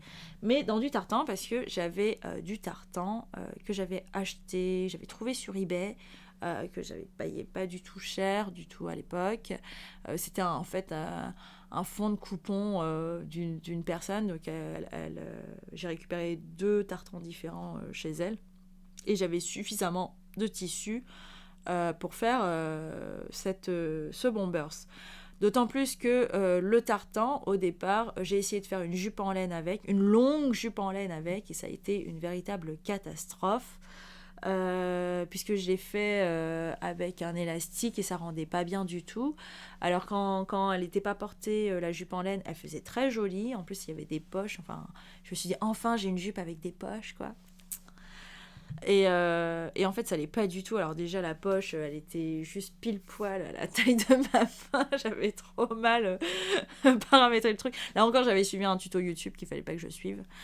Et puis la coulisse élastiquée, elle rendait pas bien du tout. C'était horrible sur du lainage. Et donc, du coup, je me suis dit, ok, la jupe, c'est une catastrophe, mais il faut que je réutilise le tissu. Et c'est là où je me suis dit, je vais le réutiliser pour le bombers, en espérant en avoir suffisamment. Et j'en avais suffisamment. Donc, il y a le tissu en tartan. Et vous avez en fait ici donc du molleton, qui est en fait une récupération d'un vieux sweat que je ne portais plus. Voilà. Mais j'avais conservé parce que j'adorais en fait le motif avec ces fleurs là qui sont comme dessinées à la main. J'adorais le motif et je mettais de côté. Je me suis dit un jour je vais en faire quelque chose, c'est obligé, mais je savais pas encore quoi. Et du coup, quand je fais ce bombers, je réfléchis au tissu. Alors déjà, le tartan, c'était sûr. Je me suis dit, ouais, j'ai envie que ça contraste un petit peu parce que je me rends compte que c'est 3 pièces, en fait. Vous avez le devant et vous avez le latéral et vous avez le dos. Là, je me rends compte qu'il y a 3 pièces et je me dis, il y a quand même moyen de faire quelque chose. Et puis, surtout, je crois que j'avais pas envie de me prendre la tête pour faire coïncider les motifs du tartan. Et puis, je regarde, parce que j'ai tout un sac, en fait, de vêtements qui sont dedans. En fait, c'est des vêtements que je porte plus, mais je compte réutiliser le tissu dessus. Et je regarde dans cette pile, et là, je tombe sur ce sweat, et là, je me dis bingo. Enfin, jackpot, ça va trop aller avec mon tartan. Et en plus, grosse chance, parce que le sweat, il est quand même assez petit. Enfin, il était quand même taillé court. J'ai eu juste assez pour faire en fait les 2 côtés latéraux en termes de hauteur, quoi. C'était vraiment pile poil. C'était un truc de fou. Avec les marges de couture en plus. Voilà. Donc du coup, je découpe mes pièces, les différentes pièces. Et c'est tout excité que je me lance dans la couture de ce bombers. Parce que je me dis, waouh, et tout, enfin, je vais me faire un bombers qui me plaît, et tout ça, que personne va avoir. Et tout. Alors, j'ai pas eu de difficultés majeures au niveau de la couture, en tout cas sur les coutures, sur les manches, au niveau de la coupe et tout, il n'y a pas eu de soucis. J'ai pas trop merdé en fait sur le rajout des surplus de couture, quoi. Ça respecte relativement la coupe initiale. Et en fait, ce que j'ai rajouté de plus, c'est là où ça a été un petit peu du coup problématique, c'est qu'en fait j'ai fait un double col, c'est-à-dire que vous avez un col en bord-côte et l'autre qui est en tartan. Normalement, je suis censée avoir que celui en tartan à la base, mais j'ai eu envie en fait de rajouter un deuxième col parce que je trouvais ça sympa, je trouvais l'idée cool. et de le rajouter en overcoat pour avoir en fait en intérieur un rappel du bombers et avoir à l'extérieur quelque chose de plus classe avec le col dans le tartan. Et en fait la pose de ce col a été assez compliquée. Je vais vous expliquer pourquoi. Alors sur ce col, donc en réalité il y a eu deux difficultés. La première, en fait, c'est le fait que je rajoute une épaisseur, puisque du coup, je fais un double col. Et puis en plus, il fallait, en fait, parce que dans le patron du modèle Burda, enfin, dans les pièces à recopier, donc la pièce du col, elle prenait en compte, en fait, le fait que ce soit en bord-côte. Et si c'était dans un tissu qui n'était pas extensible, il fallait rajouter de la marge de couture et en plus il fallait couper le col dans le biais. Et le truc c'est que en fait j'avais pas non plus tant de tissu que ça. Enfin j'ai vraiment eu juste ce qu'il fallait pour le tartan. Il me reste un petit surplus mais pas grand chose. J'avais juste assez pour toutes les pièces. Et trouver le moyen de le couper dans le biais. Alors je ne pouvais pas en fait le couper dans une pliure, donc il a fallu que je le coupe dans une en deux fois. Et puis en plus de ça, il a fallu que je calcule en fait le tour du col après pour savoir en fait quelle allait être la longueur de mon col que j'allais couper ici en tartan. Ça c'est la première difficulté que j'ai eue. Et la seconde en fait, c'est du coup en fait ça a été pour terminer. Donc c'est sur la finition. Parce que normalement, donc dans le burda, il faut en fait mettre le biais il faut emprisonner les surplus de couture dans le biais. Et comme moi j'ai deux cols et que du coup ça faisait une plus grosse épaisseur, alors soit il me fallait un plus gros biais ou il fallait que je trouve une autre solution parce que je ne pouvais pas avec ce biais-là emprisonner les deux épaisseurs. Et sur la construction du biais, en fait, je me disais j'aurais jamais assez de tissu, enfin je vois pas dans quel tissu je peux faire du biais et dans le tartan je pense que j'en ai pas assez pour faire du biais. Et bon, je m'étais quand même renseignée sur la façon de faire du biais et ça me paraissait pas inaccessible, mais je me suis dit j'aurais pas assez de tissu dans le tartan pour faire du biais. Donc du coup il a fallu que je pense à une autre solution et puis après j'ai pensé en fait au fait de plaquer en fait le biais comme ça pour masquer justement les surplus de couture et un petit peu et puis en plus ça donnait comme ça un petit confort parce que c'est en satin au niveau du cou c'est agréable et ça me permettait en plus d'avoir une petite touche un petit peu masculine en plus sur un vêtement qui est quand même un peu plus masculin que féminin. Et parce que ça c'est souvent en fait dans des vêtements masculins où vous avez en fait la pose d'un biais comme ça sur le long du col et pour le confort, pour l'esthétique et c'est pas mal. Donc j'ai fait ça et donc du coup il fallait que je prévoie du coup deux coutures et donc deux coutures qui allaient se voir de l'autre côté. Donc il fallait que je fasse extrêmement attention à la surpiqûre en fait qui allait ressortir sur le col. Et donc il a vraiment fallu que je calcule. Et pour le coup j'ai bâti. Donc c'est-à-dire qu'en fait j'ai cousu à la main avec un fil contrastant. Pour être sûr que ça reste bien en place au moment où j'allais coudre et que j'allais bien pouvoir coudre là où je voulais coudre. Parce que du coup j'ai cousu comme ça pour être sûr de bien prendre le biais de l'autre côté en fait. Voilà. Il y a eu aussi, alors j'ai eu un autre problème, c'est sur la pose de la fermeture éclair et puis même ça va aussi avec la finition du col. Normalement ici c'est censé se terminer en pointe. Dans un bombers, voilà, on termine en pointe, on n'est pas censé terminer comme ça. Sur le col. Et pourtant, j'ai suivi les instructions du Burda parce que il marque, il y a des schémas hein, dans le Burda. C'est quand même plutôt bien expliqué dans le couture facile.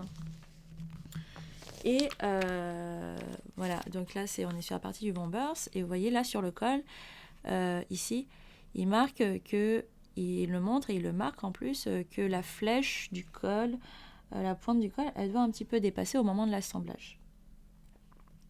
du tissu. Et donc c'est ce que j'ai fait, hein. J'ai vraiment suivi avec précision, minutie, j'ai vraiment pris mon temps pour le faire, ce bombers, pour le faire correctement. Et là, le truc, c'est que pour la pose de la fermeture éclair, en fait, elle se pose sur le surplus de couture. Donc il y a en fait un surplus de couture d'1,5 cm pour ce modèle. Et quand on pose la fermeture éclair, donc en fait on plie, on plie sur le surplus de couture. Donc on plie sur 1,5 cm. Ensuite on met la fermeture, éclair.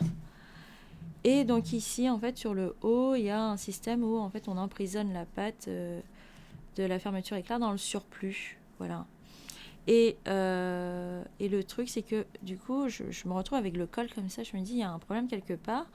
Alors, est-ce que je dois descendre la fermeture éclair? Mais même, ça ne m'enlève pas le problème. J'ai toujours un col qui reste comme ça, même si je mets ma fermeture éclair dedans. Et après, c'était pour emprisonner la patte. Je ne pouvais plus l'emprisonner si je mettais la fermeture plus bas. Enfin, si je la faisais s'arrêter plus bas. Donc là, je me suis dit, mais il est où le problème? Je ne comprends pas. Et tout. Et puis, j'ai eu énormément de mal à emprisonner la patte de fermeture éclair dans le surplus. J'ai pas réussi à la faire tenir dans la couture. Bon. Après, j'ai peut-être mal plié, mais je pense pas non plus. J'ai peut-être clairement mal épinglé. Et puis en plus, là pour le coup, ici, je me retrouve en fait avec une épaisseur assez importante, puisque j'ai l'épaisseur en fait des doubles cols. Voilà. Après, il y a autre chose que j'ai changé. Donc en fait, c'est au niveau des manches. Donc au niveau des manches, normalement, en fait, au niveau des manches, on met donc un poignet qu'on élastique par la suite. On met un élastique à l'intérieur et ça crée une sorte de fronce de la manche et du poignet. Moi, j'ai pas voulu mettre d'élastique parce que j'aime pas trop les élastiques au poignet. Donc du coup, ce que j'ai fait, c'est que j'ai pris la mesure de mon poignet. Donc j'ai fait une petite bande pour que ça fasse mon poignet dans le molleton, parce qu'en plus il est légèrement extensible, le molleton. Ensuite, j'ai froncé la manche. Bon, du coup, c'était la première fois que je fronçais. Bon, les fronces, elles sont pas totalement bien réparties, mais sur le rendu final, ça tombe bien. Donc, ça fait genre, ça tombe sur l'arrière, quoi, la manche et tout. Ça fait un petit effet ballon, j'aime bien. C'est marrant, mais c'est totalement par hasard que ça tombe comme ça. Et je l'ai fait comme ça au lieu de faire ce qui était préconisé dans le burda. Et j'aime bien, et je préfère même, et il y a un certain confort au niveau du poignet, sachant que j'ai mis aussi une petite aisance quand même pour pas être serré au niveau du poignet. Et ensuite, après j'ai un autre... j'ai eu aussi un autre problème sur la pose de la fermeture éclair, en fait, c'est sur le bas. Parce qu'en fait, à la machine à coudre, ça passait très difficilement sur le bas des deux côtés. En fait, vous avez cette partie-là de la fermeture, ici, voilà. Il y a cette partie-là, ça bloque avec la machine, quoi. Et en fait, j'ai un petit peu forcé la couture jusque là où je pouvais, jusque là où la machine, elle acceptait. Et sur le reste, en fait, j'ai fini à la main. Mais sur l'autre côté, j'ai vraiment essayé de forcer au maximum, et parce que même cette partie-là, en fait, ça passe pas avec la machine, le pied de la machine, même si on a un pied à fermeture éclair. Mais j'ai quand même essayé de forcer au maximum. Ça c'est le meilleur moyen de tuer ma machine, je pense, à force de vouloir forcer quand même. C'est pas bon du tout. Mais sinon, pour le reste, ça va. Alors ce projet, il m'a permis d'apprendre plein de trucs. Déjà, j'ai appris parce que c'était que le droit fil. Parce que du coup, j'ai regardé les vidéos que Burda Style a mis sur sa chaîne YouTube. Et il y a une vidéo où ils expliquent très bien la différence entre le droit fil, le biais, la trame. C'est super intéressant, super instructif. Elle est très courte en plus, la vidéo, et elle explique très bien toutes ces notions-là. Et donc du coup, c'est là où j'ai compris ce que c'était que le droit fil, le biais et tout. Ensuite, je me suis renseignée donc, du coup sur le surfilage. Et puis en plus, moi quand je regardais dans les podcasts de couture que j'ai regardé, elles ont toute une surjeteuse, c'est un truc de fou. Et moi je me dis, mais comment on surfile sans surjeteuse en fait? Et le truc, c'est que la plupart, même dans des vidéos de couture, bon, vraiment faites par des personnes qui quand même s'y connaissent, elles disent oui, vous n'êtes pas obligé de surfiler à la surjeteuse, vous pouvez surfiler au point zigzag. Alors moi, le point zigzag, je l'ai bouffé sur l'autre veste, là, j'avais pas envie d'en rebouffer du point zigzag, et je me suis dit quand même, est-ce qu'il n'y a pas autre chose que le point zigzag? Et je me renseigne et je vois qu'en fait, sur les machines à coudre, il y a d'autres points que le point zigzag, il y a des points de surjet et tout ça, et là je regarde le mode d'emploi de ma machine à coudre et il était temps que je la regarde. Enfin, autre que les 2 ou 3 premières pages, quoi. Et là, en regardant le manuel de ma machine à coudre, je découvre toute une mine d'informations. Et je me dis, mais pourquoi j'ai pas lu ça plus tôt? Parce qu'en fait, il vous explique en fait tous les types de points donc du coup qui existent sur la machine et à quoi ça sert et comment vous pouvez l'utiliser. Et en plus, il y a des... Alors, j'aurais dû le voir plus tôt, quoi. Il y a plein de schémas explicatifs, en fait, sur la façon d'utiliser certains pieds, sur la façon de faire certaines choses. Vraiment super bien expliqué, avec des schémas super clairs. Alors, certes, c'est pas la joie, parce que c'est du bleu et du gris dans le code couleur. Mais par contre, c'est super clair, super bien expliqué. Et avec les schémas aussi pour expliquer. Et là, je me dis, mais je suis passée à côté de quelque chose, quoi, pendant tout ce temps. C'était sous mes yeux, à côté de moi, depuis tout ce temps.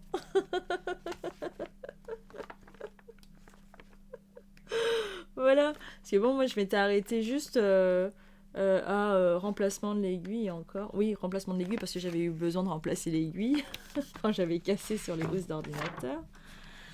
Et donc là, je découvre voilà, les points de surjet. Je vois qu'il y a des points de surjet. Et je me décide... Des points de surfilage, voilà. Donc j'ai 3 points de surfilage ici. J'ai aussi des points d'assemblage. Et là, je crois que c'est des points d'assemblage qu'on utilise. Notamment celui-là. Moi, c'est le... Je sais plus... Enfin, il a cette forme-là. Et ça ressemble énormément à celui qui est utilisé pour les molletons. Voilà, pour les suites. Donc je suis super contente, du coup.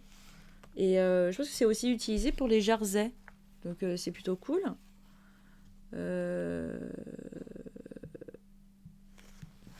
Donc voilà. Et donc là, j'ai quand même 3 points de surfilage différents. Du coup, je les ai testés.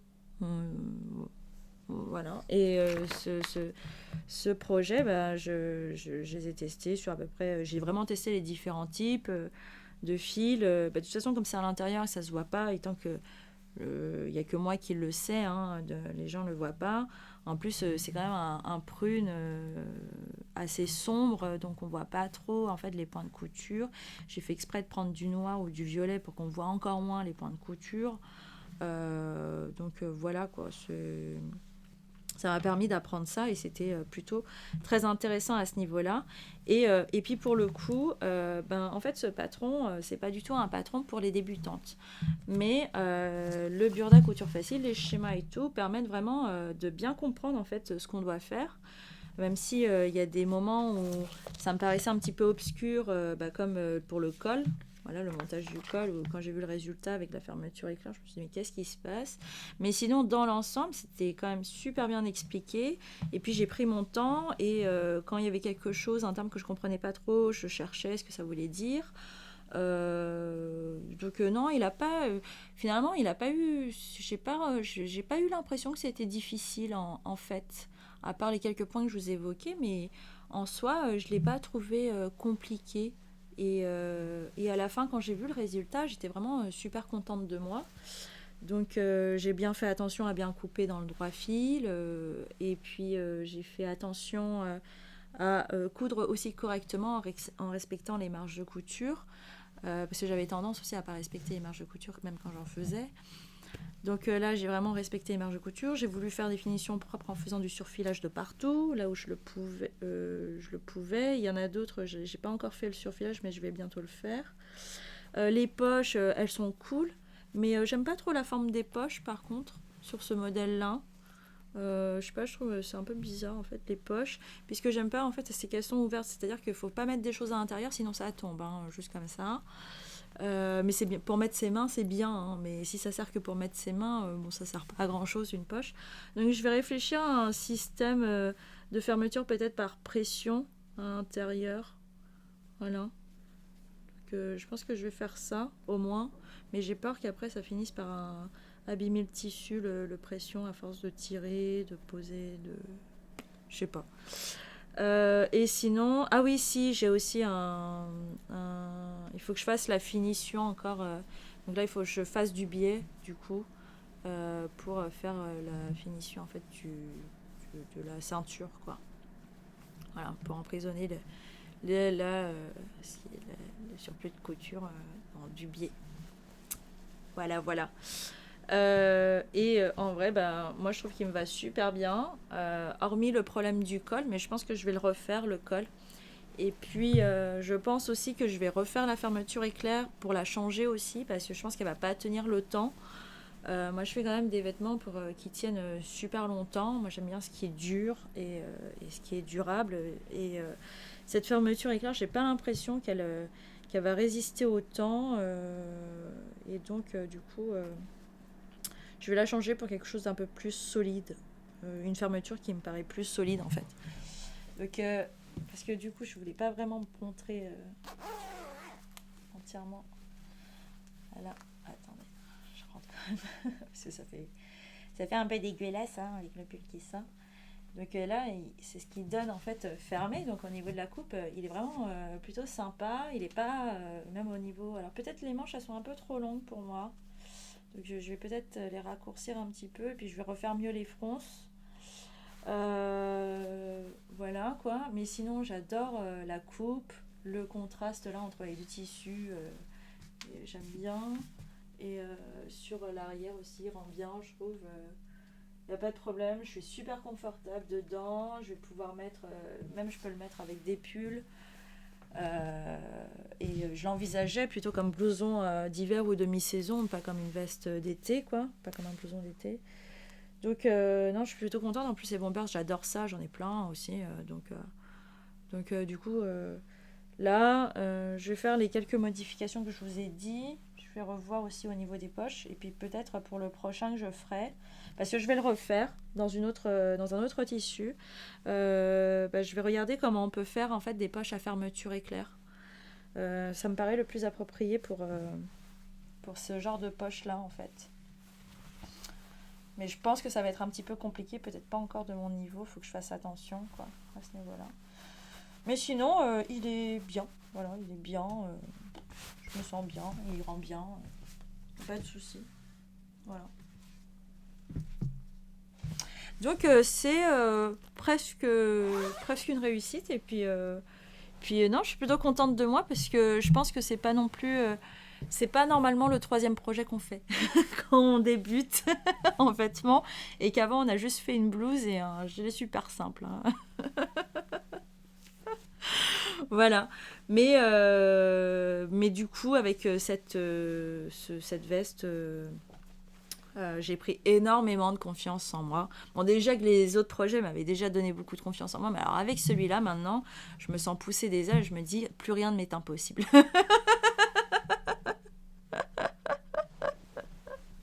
Non, mais il faut des projets comme ça qui motivent et qui nous donnent envie de nous dépasser et qui nous donnent envie de continuer de progresser, d'aller plus loin et tout ça.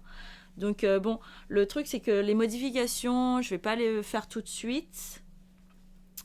Je vais laisser décanter. Par contre, je le porte tout le temps en fait maintenant. Surtout que le temps s'y prête. Du coup, ça c'est ce que j'ai fait. Vraiment en fait de fini, bon la plupart en fait du coup c'est que des choses que je vais devoir retoucher hein, à la fin, mais c'est pas très grave ça parce que j'ai appris pas mal de choses avec tout ça et puis du coup j'ai aussi je me suis intéressée donc à tout ce qui pouvait se trouver dans des bouquins. Là du coup depuis que j'ai fini le Bombers, j'ai passé, je crois, 2-3 semaines à ne faire que lire, à me documenter, à écouter aussi des podcasts où là, c'est des couturières un peu plus confirmées qui savent de quoi elles parlent. À lire des blogs aussi de personnes qui savent coudre.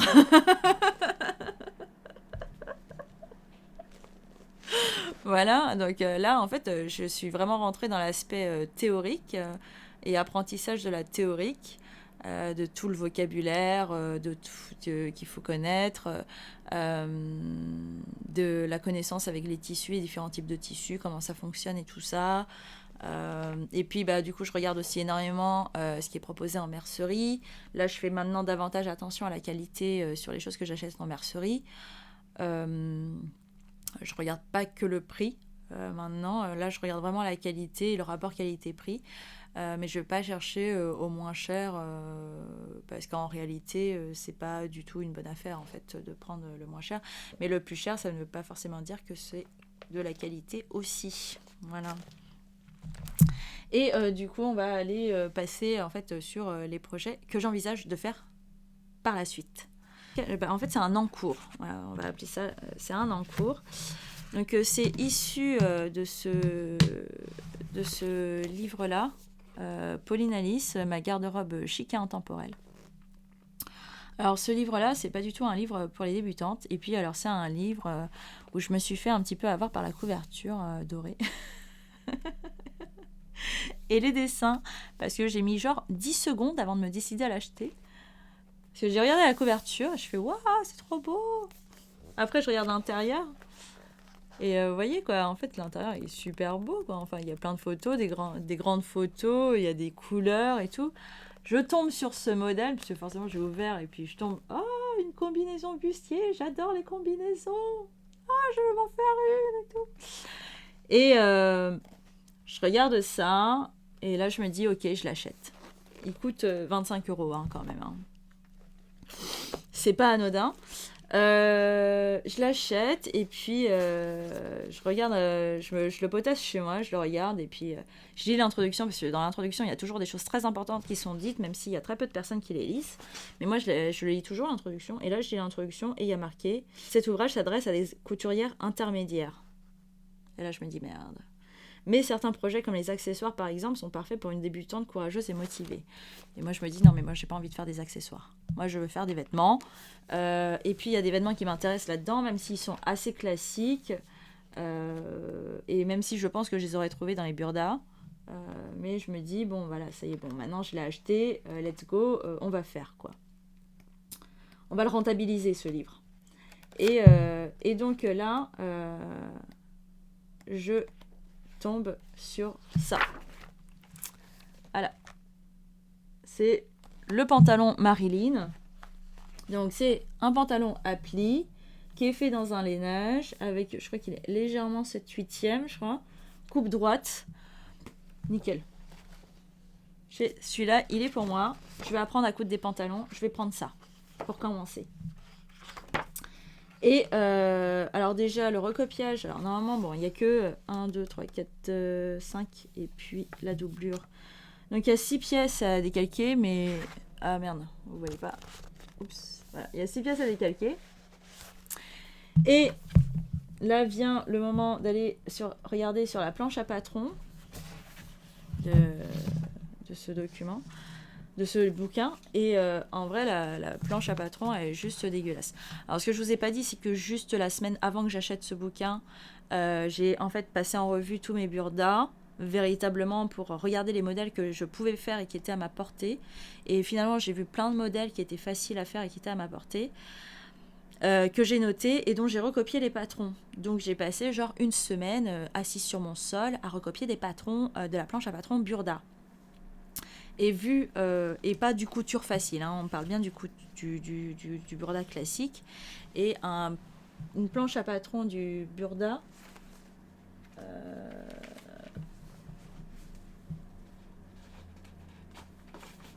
en fait, du burda style, donc c'est le mensuel, ça se présente un petit peu comme ça, quoi. Voilà, c'est genre... Oups.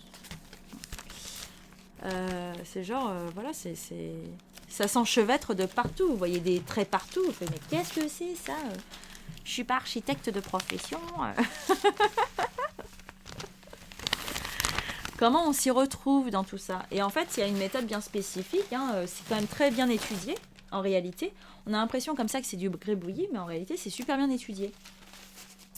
Et du coup, J'apprends du coup comment tracer, donc recopier des patrons sur des planches à patrons comme ça. J'ai passé une semaine à faire ça, donc j'ai recopié genre une dizaine de patrons, je vous en parlerai après, mais vite fait, parce que je vais pas non plus faire trop durer ce premier podcast. Et quand j'arrive du coup sur cette planche à patrons de Pauline Alice, de ce bouquin, et là, en réalité, je trouve qu'il n'y a pas beaucoup de couleurs très contrastantes. La différence entre les différents points pour les tailles, je la trouve pas très flagrante. Voilà. En plus, moi, je suis sur la taille 34. Alors, c'est des petits points les uns à la suite des autres. C'est pas top à retrouver. Et donc, pour vous montrer donc, le souci, vous avez des superpositions qui sont horribles, en fait, parce que vous pouvez confondre. Vous pouvez confondre les pièces, tout simplement. Et justement, sur le pantalon Marilyn, je vous montre. Donc, sur le pantalon Marilyn, là, vous avez le devant du pantalon, tu vois, sur toute cette partie-là. Et là, vous avez le dos. Et donc, comme vous pouvez le voir, en fait, et ils sont de la même couleur, ils sont en turquoise. Et donc là, entre ici et ici, vous avez des traits qui se superposent. Donc, des traits turquoise du dos pantalon qui se superposent avec des traits turquoise du devant pantalon. C'est horriblement chiant. J'ai rencontré ce problème aussi sur d'autres pièces dans cette planche à patron, parce que j'ai pas recopié que le pantalon Marilyn, j'ai aussi recopié la blouse Tipeee et le haut Marilyn. Et pareil, je me suis retrouvée avec des moments où ça se chevauchait dans les mêmes couleurs. Ou alors sinon, par exemple ici, je vous montre. Là, vous avez ces deux couleurs différentes, ces deux modèles différents. Mais vous avez quand même un bon chevauchement de traits, en fait, presque similaires. Donc quand vous faites la différence, quand vous êtes en train de décalquer avec du papier de soie. Alors cette planche à patron, je pense qu'elle est très bien pour ceux qui ont une roulette à patron avec du papier carbone. Mais sinon, pour décalquer, c'est super galère. Il faut y aller très lentement. Il faut soulever à plusieurs reprises son papier calque pour être sûr qu'on prend bien les bons traits. Faut bien repérer en fait où s'arrête, où commence chaque pièce. Donc c'est vraiment, c'est pas pratique du tout. Donc j'étais un petit peu déçue par ça. Et puis alors là j'ai commencé donc du coup le pantalon Marilyn. Alors vous me direz c'est un pantalon pour une débutante. Faut un peu se calmer, non? Bombers de Burda ayant réussi avec plus ou moins de succès, je me dis que maintenant je peux tout faire. Non, mais c'est surtout qu'en fait, je voulais vraiment un pantalon. Je voulais pouvoir apprendre à faire des pantalons assez rapidement parce que c'est quand même une grande partie de ma garde-robe. J'adore les pantalons. Je portais essentiellement que ça. Je porte pas de robe. Je porte très peu de robe, très peu de jupe, vraiment quand il fait très chaud. Sinon, je m'abstiens de porter ce genre de choses. Et donc, le pantalon, c'est vraiment une pièce que j'adore dans ma garde-robe et j'ai envie en fait de pouvoir réaliser des pantalons comme j'aimerais les avoir en fait. Il y a des modèles bien spécifiques que j'aimerais avoir dans ma garde-robe, des pantalons à pinces, des pantalons à plis avec certains types de motifs et tout ça que j'ai jamais trouvé dans le commerce et tout. Donc du coup voilà quoi. C'est d'où j'ai commencé à faire le pantalon Marilyn. Donc j'ai découpé les pièces déjà et donc je le fais dans ce tartan là en fait. Donc on reste encore dans du côté tartan, je sais, mais en même temps c'est tout ce que j'ai de disponible à l'heure actuelle. Là j'attends des tissus que j'ai commandés et que je devrais recevoir cette semaine normalement, justement pour d'autres projets. Donc je les ai bien découpés et j'ai commencé l'assemblage et en fait là j'ai eu un peu de difficulté, c'était sur l'assemblage de la poche parce qu'en fait c'est un pantalon où en réalité c'est un peu voilà, c'est comme ça, mais je pense qu'en fait c'est parce que j'ai du mal sur la poche parce que la poche je l'ai découpée donc dans un tissu doublure. Donc c'est un tissu que j'ai récupéré d'un fond de doublure d'un manteau que j'ai dépioté aussi pour récupérer son tissu, ses fermetures éclairs, tout ça, parce que je le portais plus. Et je l'ai pas repassé. Et puis là, pour le coup, j'ai un peu découpé à l'œil avec les surplus de couture, quoi. Donc je pense que ça vient de là aussi. Donc c'est pour ça que ça coïncide, ça coïncide tant bien que mal au niveau des coutures. Et donc c'est censé faire comme ça, mais voilà, j'ai galéré pour arriver à ce résultat-là. Parce que c'est un montage comme ça où vous avez des parements, vous les cousez sur une forme de poche et après vous pliez en deux. Vous pliez, voilà. Et en plus, voilà, vous avez normalement un des parements qui doit ressortir, l'autre parement qui soit à l'intérieur, voilà, qui permet de border l'intérieur comme ça sur la poche. Donc ça fait plus joli, ça fait un peu plus classe. Et en réalité, pour faire ça, ça a été un petit peu une mission qui a duré à peu près 1 heure juste pour ça, pour comprendre le concept de la poche, quoi. Bref. Et en plus, c'était pas super bien expliqué, mais après, si elle s'adresse forcément à des couturières intermédiaires, bon, je peux pas lui en vouloir, quoi. Donc, et elle met des points de repère, mais on sait pas à quoi ça sert les points de repère en réalité. Voilà, c'est pas comme dans les burdas où ils vous disent, on voit en fait à quoi ils servent les points de repère. Dans celui-là, on sait pas à quoi ils servent les points de repère. On les devine, quoi. On devine à quoi ça sert en fait les points de repère. Donc bon. Voilà. Bon, j'ai juste fait le devant. Après là, du coup, j'ai essayé de faire, dans la coupe du tartan, je me suis pas tant pris que ça la tête pour faire coïncider en fait les motifs. Pour faire en sorte que les motifs coïncident, puisque j'ai réfléchi de façon très basique, c'est à partir du moment où mon motif est au milieu en fait de toute la ligne de pantalon. Forcément, le reste va coïncider en fait dans ma coupe, même si c'est des courbes et tout ça, ça va plus ou moins coïncider. Donc, du coup, j'ai fait que couper. Je me suis juste assurée que le motif en fait du tartan se retrouvait bien au milieu de ma ligne de pantalon, en fait, et vraiment sur le droit fil et dans ma ligne de pantalon. Et donc, c'est le bas qui m'a servi de référence, parce que je mettais vraiment le motif au milieu du bas, voilà. Et après, j'ai juste eu à penser sur le fait de couper en m'assurant d'avoir en fait les rayures verticales qui correspondaient en fait pour chaque pièce. Voilà, et c'était surtout ça. Et là, par contre, je comprends pas pourquoi ça se décale. En fait, là, ça se décale un petit peu. Alors, c'est pas énorme, c'est un chouïa, mais c'est la déception totale. Donc, du coup, au niveau des lignes verticales, là, ouais, c'est pas. Donc, je vais reprendre la couture. Je vais faire correspondre les rayures. Parce que c'est juste c'est 0,2 mm, je pense. Ouais, il y a un petit décalage de 0,2 mm. Donc, et j'ai fait exprès de prendre des marges de couture un peu plus importantes que celles préconisées au niveau de l'entrejambe, parce que je savais que peut-être j'allais me retrouver à devoir déplacer en fait pour faire coïncider les rayures verticales. Bon, je sais pas si c'est comme ça qu'on fait, moi je sais pas trop, mais, je tente. Voilà. Bon, alors pour l'instant, j'en suis juste à là, mais j'espère le finir avant la fin de semaine, le porter aussi également, et j'espère que ça va surtout rendre bien, parce que bon, j'ai quand même de ce bouquin, il y a quand même deux autres projets, c'est sûr que je vais les tenter. Donc c'est ce haut Marilyn, voilà, parce que j'aime beaucoup le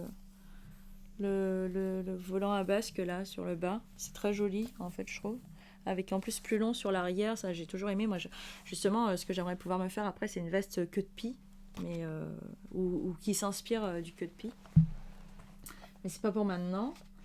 Et puis il y a cette blouse là que j'ai déjà recopiée. Donc c'est une blouse très simple, mais qui fait très habillée, avec un pli creux là sur le devant, une encolure assez prononcée en fait sur l'arrière, et basta quoi. des manches froncées, très simples, nickel, très sobre.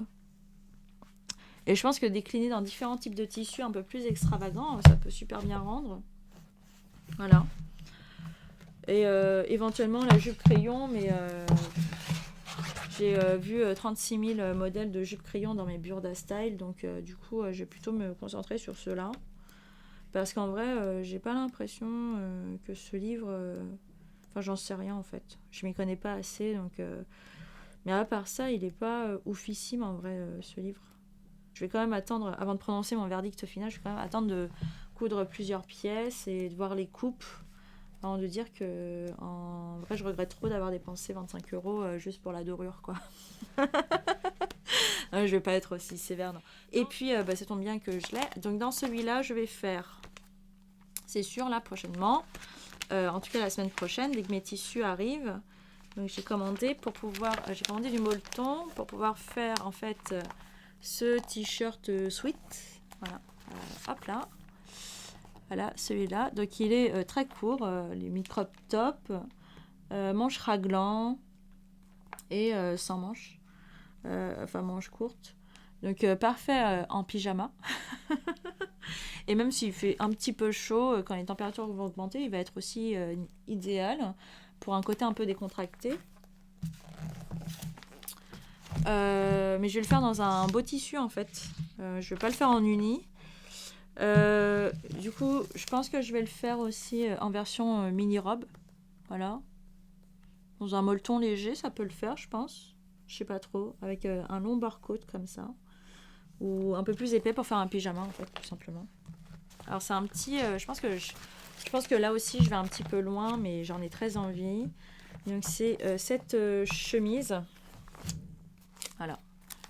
Cette chemise très courte. Et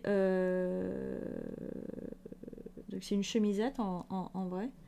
J'aime beaucoup la coupe, j'aime beaucoup la forme, le fait qu'il soit un petit peu large, le fait qu'il soit court, donc ça va être parfait quand il va faire chaud. Parce qu'en fait en garde-robe d'été, j'ai pas grand chose. Et comme moi je suis très chemise, j'adore les chemises, en fait j'aime bien parce que ça fait à la fois habillé mais dans le sens un peu classe et en même temps décontracté. Donc c'est super cool à ce niveau-là. Et il y a aussi ce t-shirt qui s'apparente un petit peu à un sweat. Donc avec donc cette patte d'épaule là que j'aime bien. Bon, il y a des coudières en cuir, mais je vais pas les reproduire de la même manière. Mais j'aime bien la forme. Et il est aussi assez simple et il fait un petit peu décontracté parce qu'en vrai j'aime bien ça, ce genre de tenue un peu décontractée. Et puis de toute façon je pense que pour des tenues un peu plus chic, un peu plus habillées ou un peu plus structurées et tout, je pense que j'ai pas encore le niveau, faut pas abuser non plus. Donc voilà. Je pense que j'abuse déjà un petit peu, mais il faut pas non plus trop abuser. Il faut quand même que je sache où se trouvent mes limites à l'heure actuelle. Voilà. Sinon, il y a d'autres. Bon, il y a plein d'autres trucs. Moi, il y a plein. J'ai noté énormément de modèles que j'ai envie de faire. Mais bon, je peux pas aller plus vite que le temps. Donc, et je peux pas aller plus vite que l'apprentissage de mes compétences, hein, tout ça. Mais déjà, si j'arrive à faire donc les pièces que je vous ai dit, bon, je trouve que déjà, je pense que je vais bien progresser déjà d'une part. Et puis, deuxièmement, c'est déjà pas mal, hein, je trouve, de faire autant de pièces. Mais c'est vrai que j'ai envie quand même de pouvoir réussir à tenir un rythme assez important en couture, puisque j'ai comme l'impression que j'ai comme du temps à rattraper parce que je m'y suis mis tard, quoi. Alors que je voulais en faire depuis longtemps. Bref, je pense que je ferai un autre podcast où je montrerai ce que j'ai acheté, comment je constitue en fait mon espace couture et tout, parce qu'en fait j'ai pas un coin pour la couture, mais je me suis aménagé un espace qui est mobile en fait pour la couture. Et puis un petit peu éventuellement voilà les bouquins dont je m'aide pour coudre et où je vais chercher tous mes renseignements, qu'est-ce que je considère comme des références et qu'est-ce que je considère comme des choses à ne jamais écouter ou à ne jamais suivre à la lettre. Voilà. Donc, j'espère que ce premier podcast vous a plu. Je suis désolée, il a été très long. En même temps, il n'y avait pas tant de choses que ça, si importantes ou si intéressantes. Mais bon, bref, j'avais besoin de vider tout ça aussi. Donc, ça m'a fait du bien. Et j'espère que ça vous a plu. J'espère que ça vous a apporté aussi quelque chose. Si ça peut aussi inspirer des personnes comme d'autres m'ont inspiré, c'est aussi super cool. Si vous avez des commentaires à faire, n'hésitez pas. Si c'est même pour critiquer et dire que c'est super moche, n'hésitez pas. Et puis, bah, je vous souhaite une excellente semaine et puis à la prochaine, quoi. Ciao!